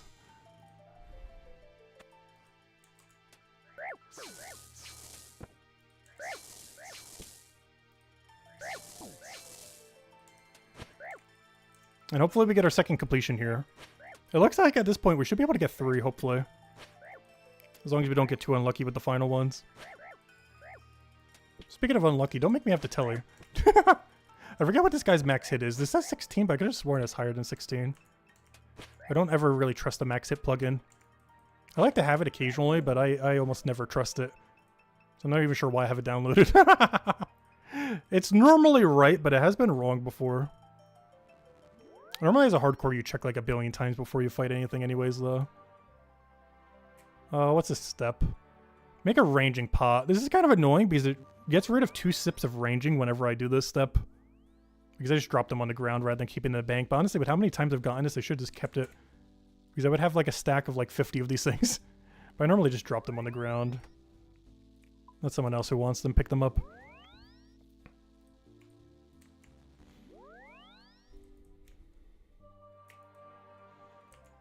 Between Norda and the Agility Pyramid, I know where that is. I had to do the restaurant to this guy a billion times. Also, remember those teleports I was talking about earlier that are worth 65k each? All they do is teleport you right here. You know what you need to do to teleport right there? You just click this amulet. The reason why they're so expensive is bots use it in order to convert all their stuff over here to make unfinished potions and to decant and clean and to grind these things with this guy for like 50 gold each. But I'm not sure how that alone has made them worth 65k. I guess the other thing that bots use them for is this shop, I believe, buys rune plate legs and stuff for higher value or something. So I believe bots also do that. But there's so many bots botting that they're somehow worth 65k each, which is insane. Worth more than like any teleport in the game. Plus, this guy could be anywhere in this location. He's a really wide wander distance. He could be like all the way in that town to all the way over here. And he seems to be really far this time around. I'm not sure why, but I feel like he has like one of the highest wander distance of any NPC in the game. It is absurdly long. There he is. He's saying hi to the hole.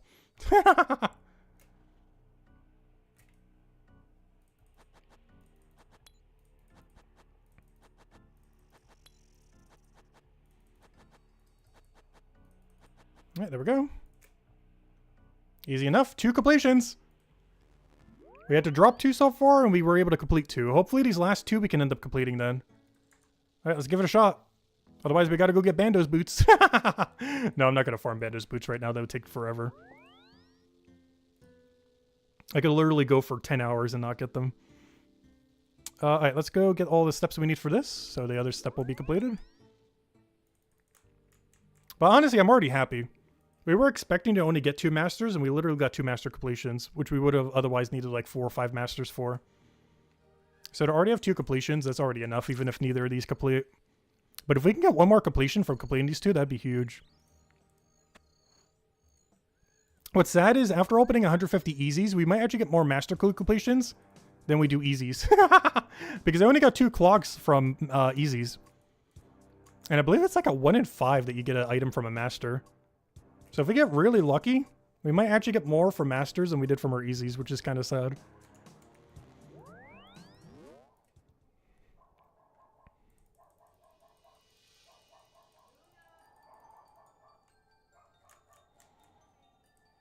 So I gotta always keep reminding myself to not combine these. I've never made that mistake yet, but whenever I eventually do, it is going to be a very depressing day. Because then I need to find another one that's actually solvable before I could ever do them again. And then it will take even longer before we get a good one that actually has a good 3 solves. Like, even this one's not a good 3. It's only 2.5 good ones.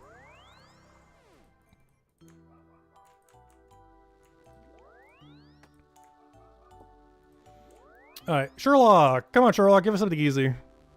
Something I don't need like a billion inventories for. Here's a lot of them where you have to wear like a full skilling set. Oh, easy. Rune Med. That's free. Why do I always forget where a good place to do this is? I feel like I always go to Prif. I guess technically using a pest control telly actually wouldn't be that bad for this step. I believe there's an anvil really close. If you go to like Crafting Guild, then go to that anvil. But this one's not that bad. Hammer. That's what I just realized. This whole time I haven't been running the right tellies. There we go. I'll also bring 1 nature rune just to convert it to cash. Where's my 1 runite bar? There we go. Easy enough. Make a rune med home. Alk the rune med home. The alk is optional, but I want my money. We're gonna waste a rune bar. I'm at least getting my money from my rune bar.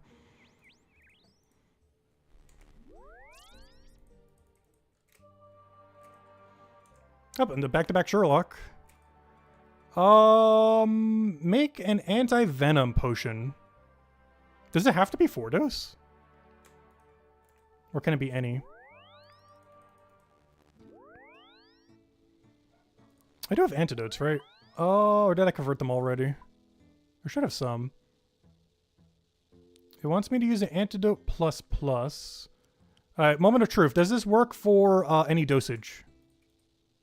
Ah, it does! Oh, wait, oops. Wait, I'll just convert it all the way. I should have probably used the mask that helped save the resource, but that's fine.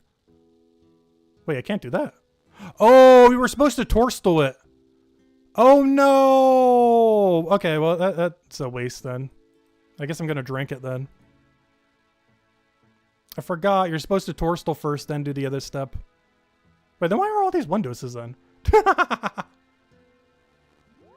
Yeah, you gotta do why are all those 1 doses then? Well, okay, I'll just go drink this then. Mistakes have been made.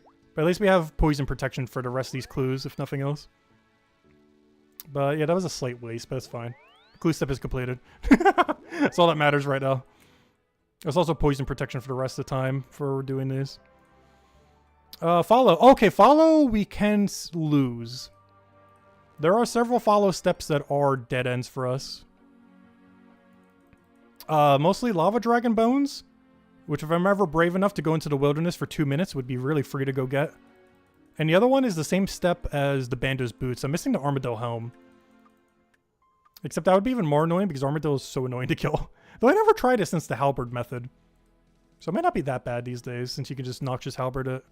Please be something I can do. There's only 2 steps I can't do. Dragon skim, easy. That's free. I even have the gilded dragon skim, and a lot of them too. I have like 4 of these things. 1 in the house and like 3 in my bank. I'm not sure why it keeps giving me these for master clues. But it will not stop giving me dragon skims. I have 4 of these things in gilded form.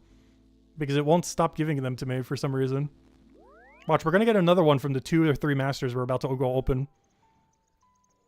Alright, where are we going? Ring configure. Sinclair Mansion. I don't have the music cape yet. Mostly because of the wieldy step, but also the quests. Mostly the quest. Because honestly, if that one wieldy step was all we needed, I would probably go do it. Even though it's in mega deep wilderness where escape crystal doesn't work. All you'd have to do is go to this real quick by going to Edgeville. Walk over here real quick where a team can kill you in 1 second. Run into that key for 1 second. And then come back without a team killing you in like 3 seconds during that duration. It'd be very quick. It would take like 1 minute. But we could easily die multiple times over in that 1 minute. Which is why I've never done it yet. But if that's the only thing keeping us from doing music keep, I would definitely go do it.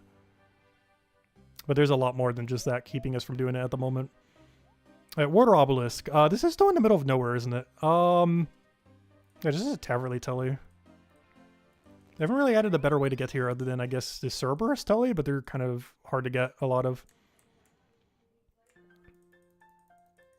Also, one really nice way to get here is if that shortcut works both ways. There's a shortcut right here, but it only works from getting from the obelisk to the mainland.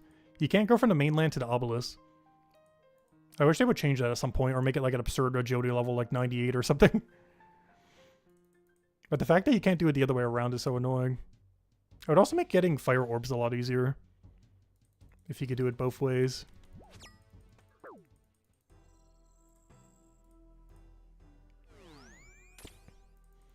I still don't have fire protection, so I'm just going to do magic here. Otherwise, they can hit a 50.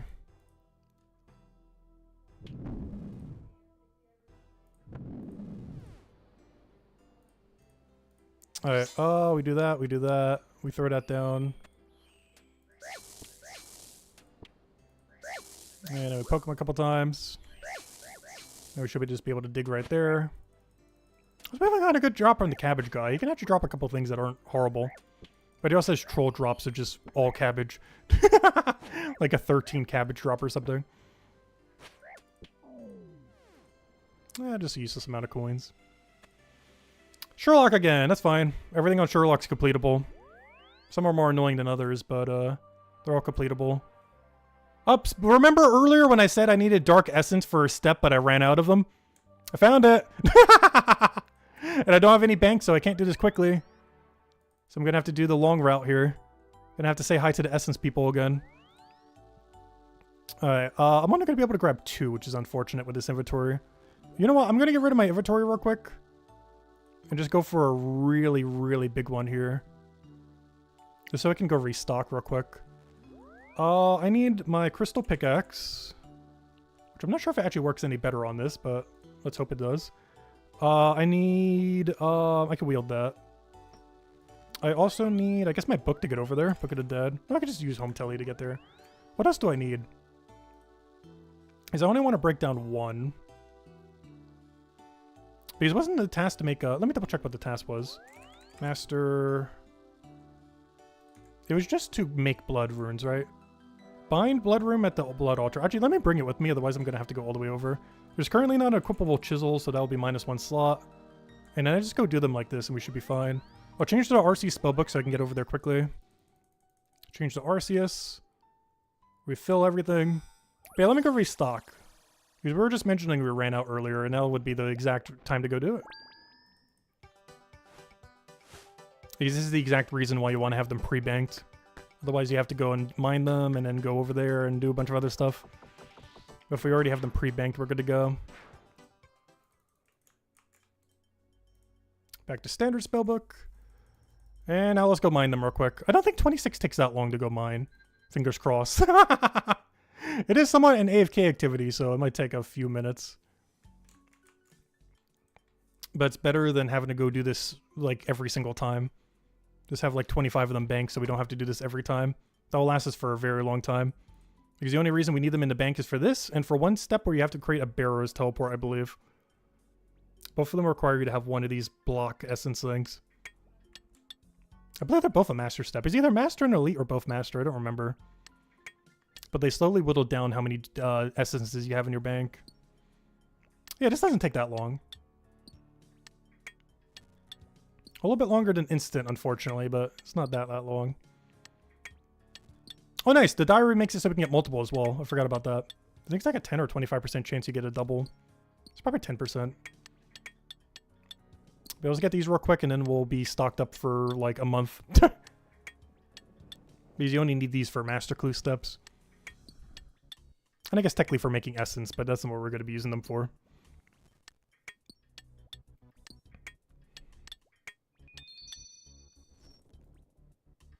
But this is basically the most AFK rune crafting method you could do in the game.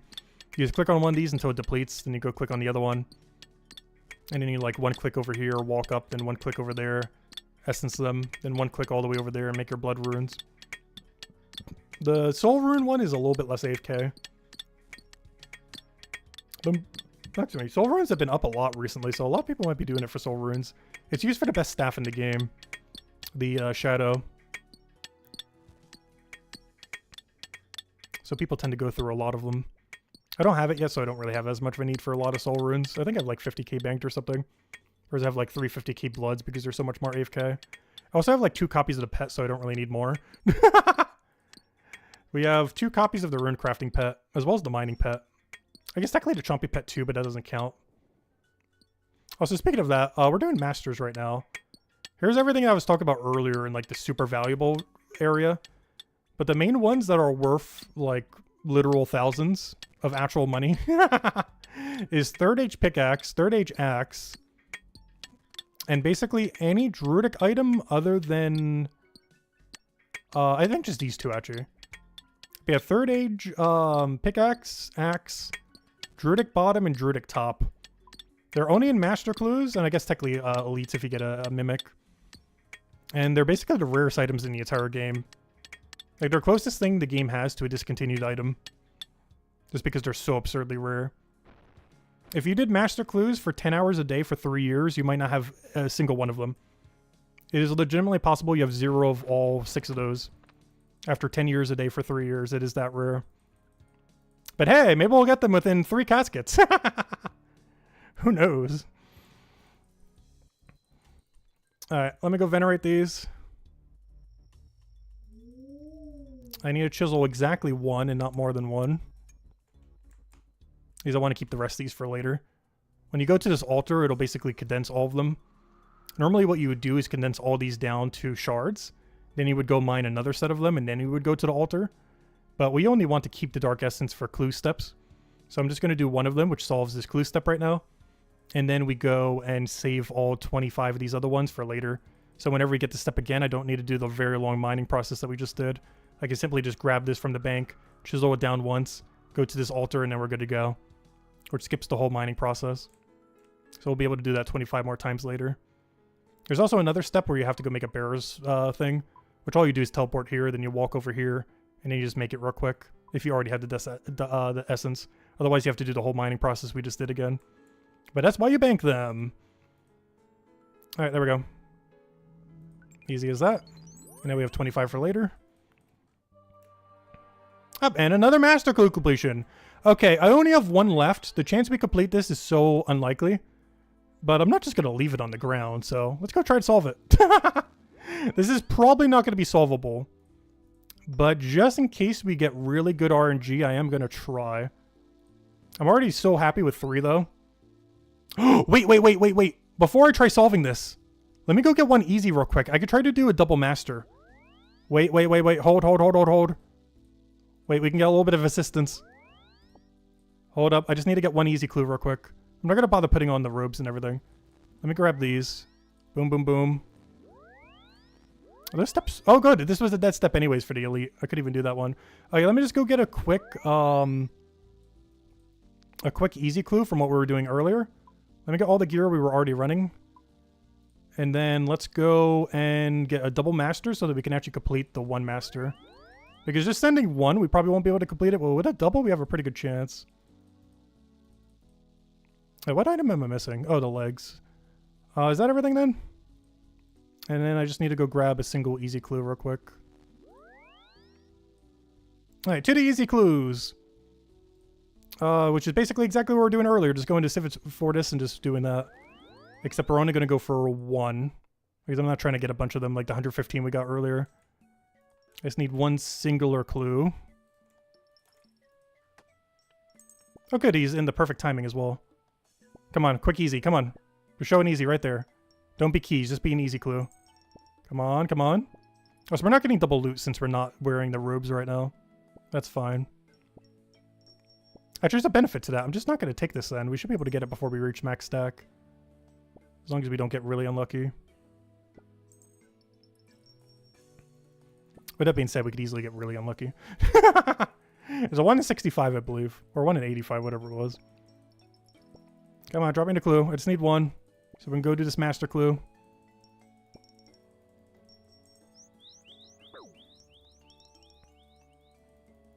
Come on. Any second now. Of course, when you really just want one quickly, they'd never want to drop one. They'll go like 200, 300 pickpockets or something. Yeah, when it doesn't matter, you'll get like 5 in a row in like 1 minute.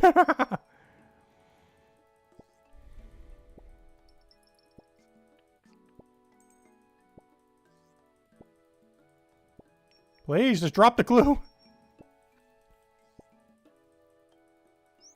Wait, I don't have a dodgy necklace on either right now.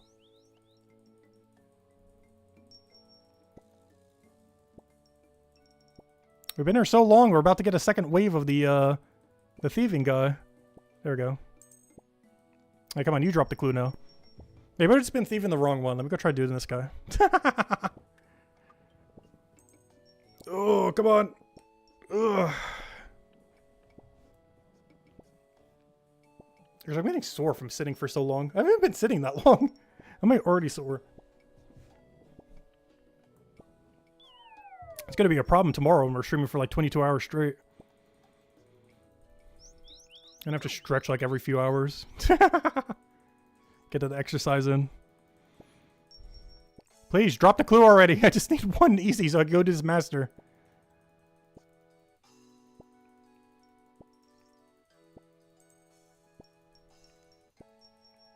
We're already over drop rate.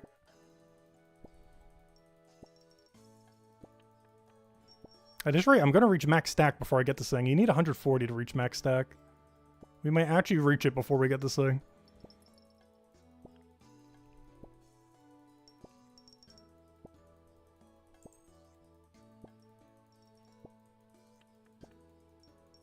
Please drop it already. Alright, wave 2 of the guaranteed pickpocket. Actually, this is wave 3 already. Already lost track. Yeah, let's wait a second. Any second now he should be going. Wait, did my hilt just despawn? We've been here so long, my hilt just despawned. Rip.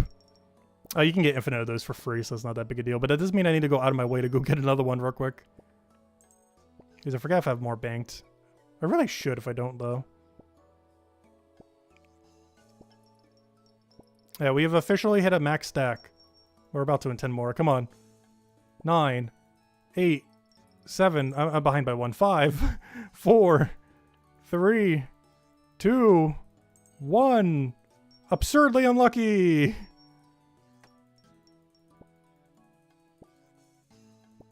And then we'll drop the keys when we need to pick the other thing back up. Luckily that won't despawn. It stays on the ground for an hour. That will not despawn on us. Also, I don't normally do the Sherlock telly, but I'm about to do it just so we save some time because this took so long. This is supposed to be a quick in and out. I'm like 3 times over drop rate right now for an easy clue. And I've thieved all 3 of them now. Not a single one wants to give it up.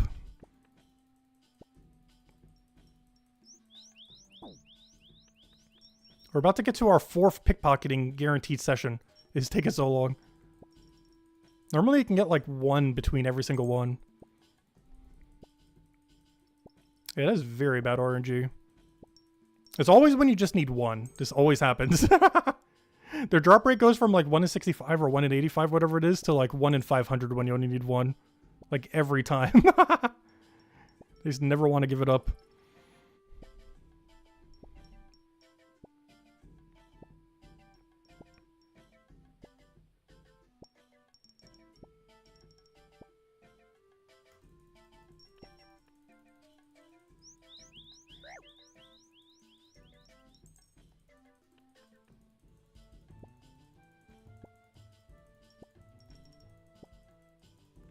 But this is crazy. I have gone drier before on these for 1 single clue. But this is getting pretty close to the driest I've ever been for 1 clue.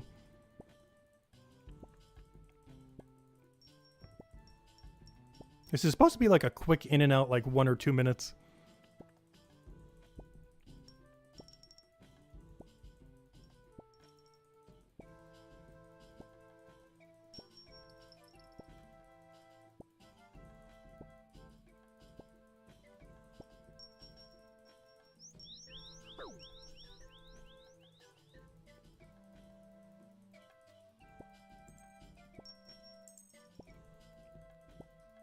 And I can't give up either. I need to get it to be able to solve the other master more conveniently. Finally! Wow! That was awful. Alright, well, the only good thing about that thing despawning is now I can just go ahead there directly. And I normally won't use these tellies, but gosh, that took so long. I'm actually using a Watson telly. So I can get this master immediately so we don't waste even more time. Get my master. Please be a step we could do. Yes, that's free. That is 100% free.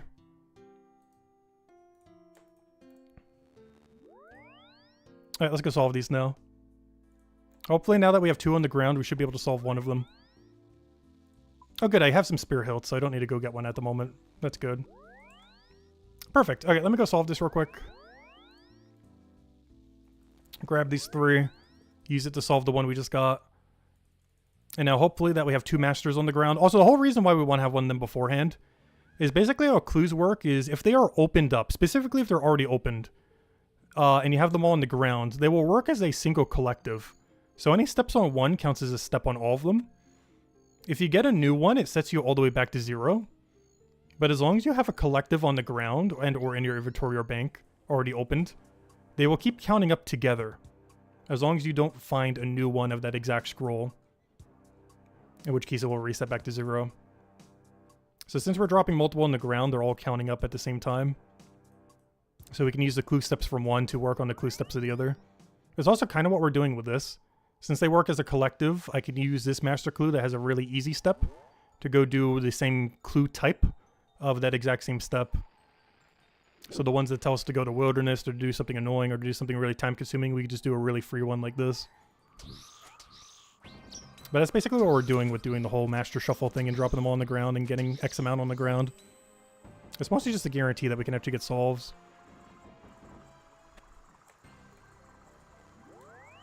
Or at least make it more likely. Alright, which one did I need? Was it this one? Yeah, it was. Alright, Lydia, that one's free. And very close. I believe he has a puzzle for us, though.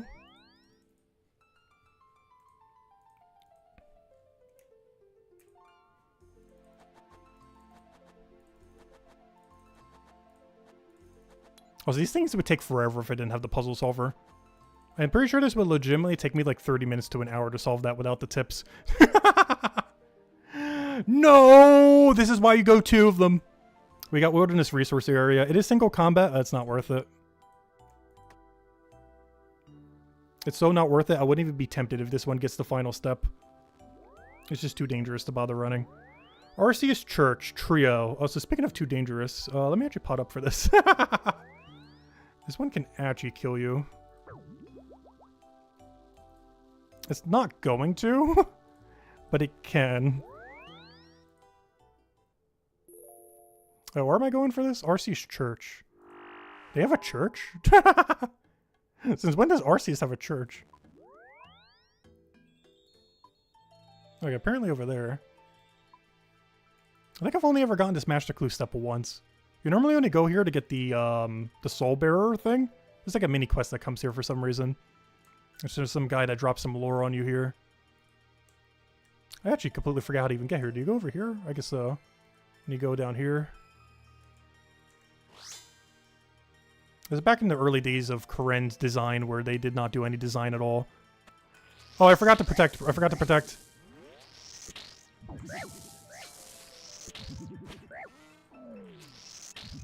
We're fine though. They can be a little sketchy though. In combination, they can max like 50 something.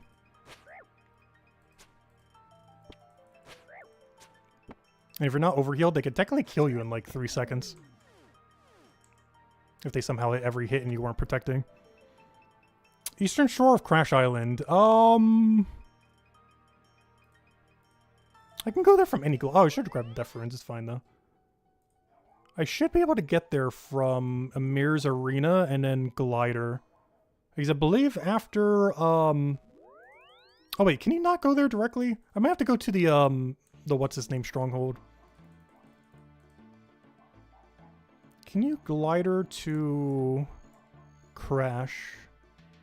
No. You can't glider to Crash, I don't think. No! Fine. Let me go get the thingy real quick.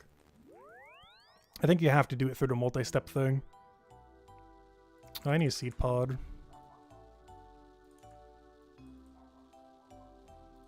There's a guy up here that brings you to a thing. But then there's one that's not on the glider menu that he brings you to. But you have to do it through like a double dialogue box with this guy who I've marked. He'll bring you to a glider area. And then that glider area has, I believe, the only way to get to that island. Nope, not him, the other one. Because normally you can't get there normally. But now we should be good to go.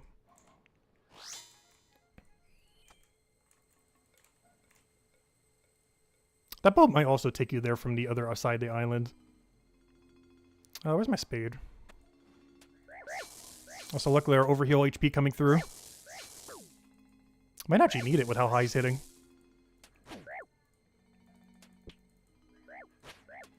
Because sometimes he does do enough damage where you have to tele away from him if you didn't bring food.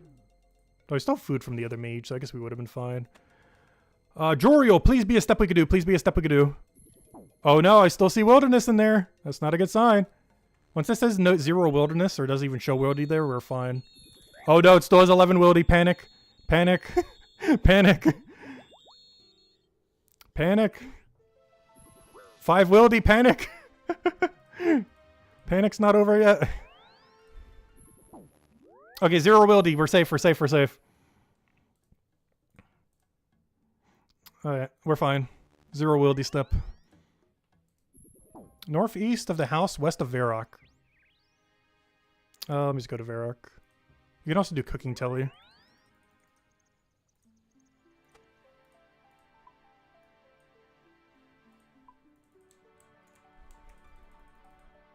So how many steps are we right now? Okay, we are actually at 4. Okay, that's good. I believe you can start getting your completion at 6. So we're actually pretty close to getting this done. I don't have any backup master clues though. So if this one reaches a dead end, we're just done. Because 2 of them require an item that would require too much grind, and one of them is in wildy. Actually, one of them is both. An item I don't have and in wildy. One of them is just an item I don't have, and the other one's in wildy. But the other one's a double no. No! We got the same step again! Well, I'm still happy with 3 completions. Yeah, I don't think any of these are completable. We got Wildy Resource Area. Wildy Resource Area. One is to kill a mage, one is to do a puzzle. We got Wildy and the Black Mask that we don't have. Or we got kill bandos for like 20 plus hours and hope you get the drop. Yeah, that's dead. And I can't complete this one. Because we have to keep it to solve other ones in the future. Alright, well we got 3 completions. That's not bad. That's way more than I was expecting to get. From opening 115 easy clues. Alright, let's go see what we get. Let's go get our high alks ready because everything here is worth alking. Not a single thing from these drop will be a drop. Like, we actually need to keep them. We're not just going to drop them on the ground. Where's my, what's it called? Tome of Fire. Honestly, I should go keep it there so I can get quick alks out whenever I need. Rather than having them a mile away from each other. Okay, so there's about a 1 in 5 chance we get something we need. These will also work towards the 75 masters I need to get this final max stack. I can currently only keep 4 of them. I can start keeping 5 once we complete, I guess 3 more masters since we're opening 3 right now. There's a bunch of cool kits for a bunch of endgame stuff and minigame stuff. A bunch of cosmetics that are really rare that I've only gotten the mummy head of. And the chance to get literally lottery winning items. Which I've never seen ever in the history of the game. Alright, let's see if we get any. We got no third age. Sad. Also, let me go get the scroll box. How much was that worth, though? 500k. Worth of junk. Though a lot of that is alchable, though. Because this alks for, like, I think 200k or something. 150k. Not bad. Not too bad. As far as hard cash, we got 330k out of it. Nothing again, unfortunate. In case we get the billionth kit, I'm going to keep this for a second. In case he drops me like a 5th ornament kit for that thing.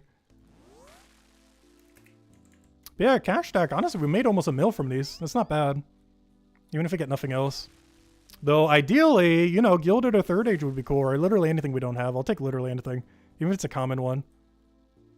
Oh! A Mimic! Ooh!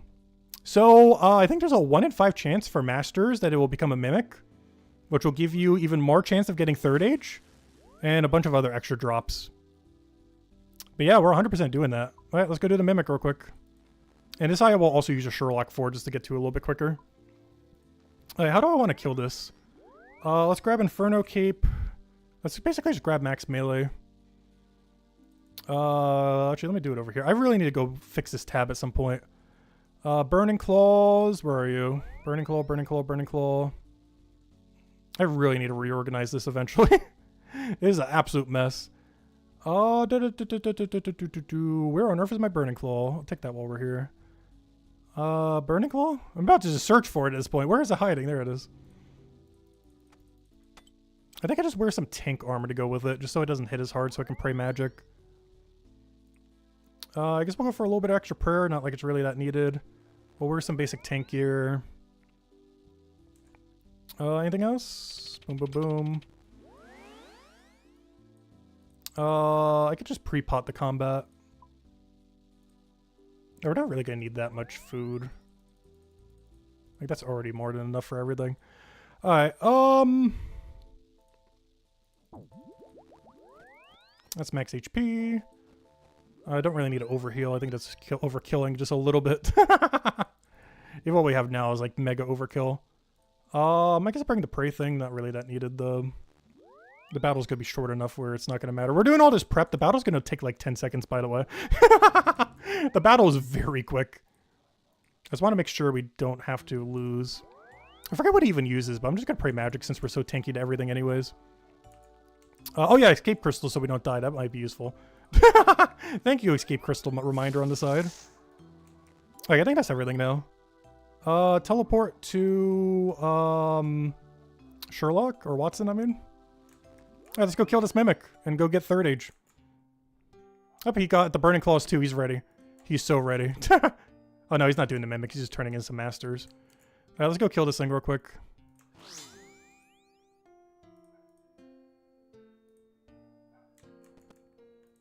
Hello, Mimic. Goodbye, Mimic. Oh, 0's not ideal. That's a little better. 0's not ideal. 21's not ideal. What's your max hit? 23?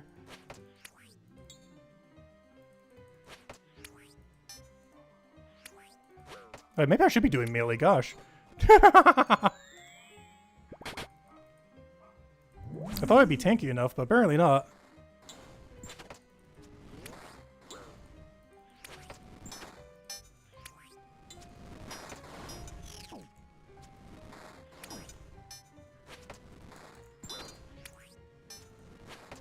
Oh, you were supposed to die way quicker than this. I think it's like my slowest Mimic kill ever. Hit him! Why are you hitting him? Just whack a number! Like literally any number more than a 0. What is this? Gosh, I need oath plate. Okay, let's go get our 3rd age pickaxe now.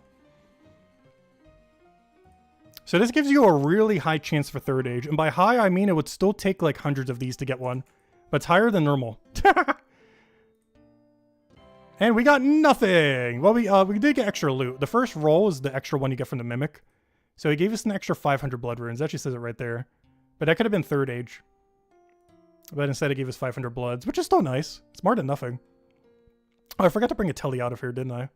Normally I have max keep, but I have max inferno right now, so whoops. Actually, you know what? That's on cooldown. Let me just go walk to the bank north of here, I guess.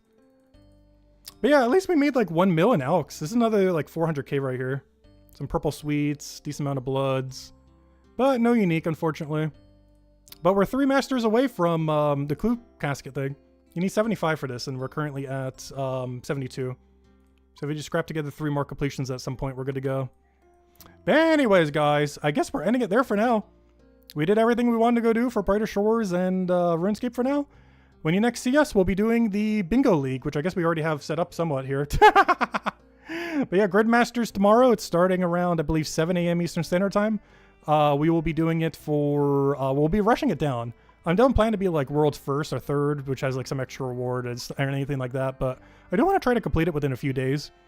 I'm not trying to be like the quickest to complete it, but I do kind of want to rush it down. So that's going to be what we're going to be doing over the next few days. And just kind of doing it a little bit casually. And we'll go and explain it and start to stream a little bit beforehand. Probably start at like 6:30 or so. See what the full bingo board is. Maybe even start at 6 a.m. Just kind of explain everything. And then once bingo launches, yeah, we just go start sending it and see how it goes. And yeah, it looks like we made a little over a mil. Because we got like 700k from the other one, so like 1.2 mil. Plus an okay amount of bloods, a little bit of purple sweets. It's okay.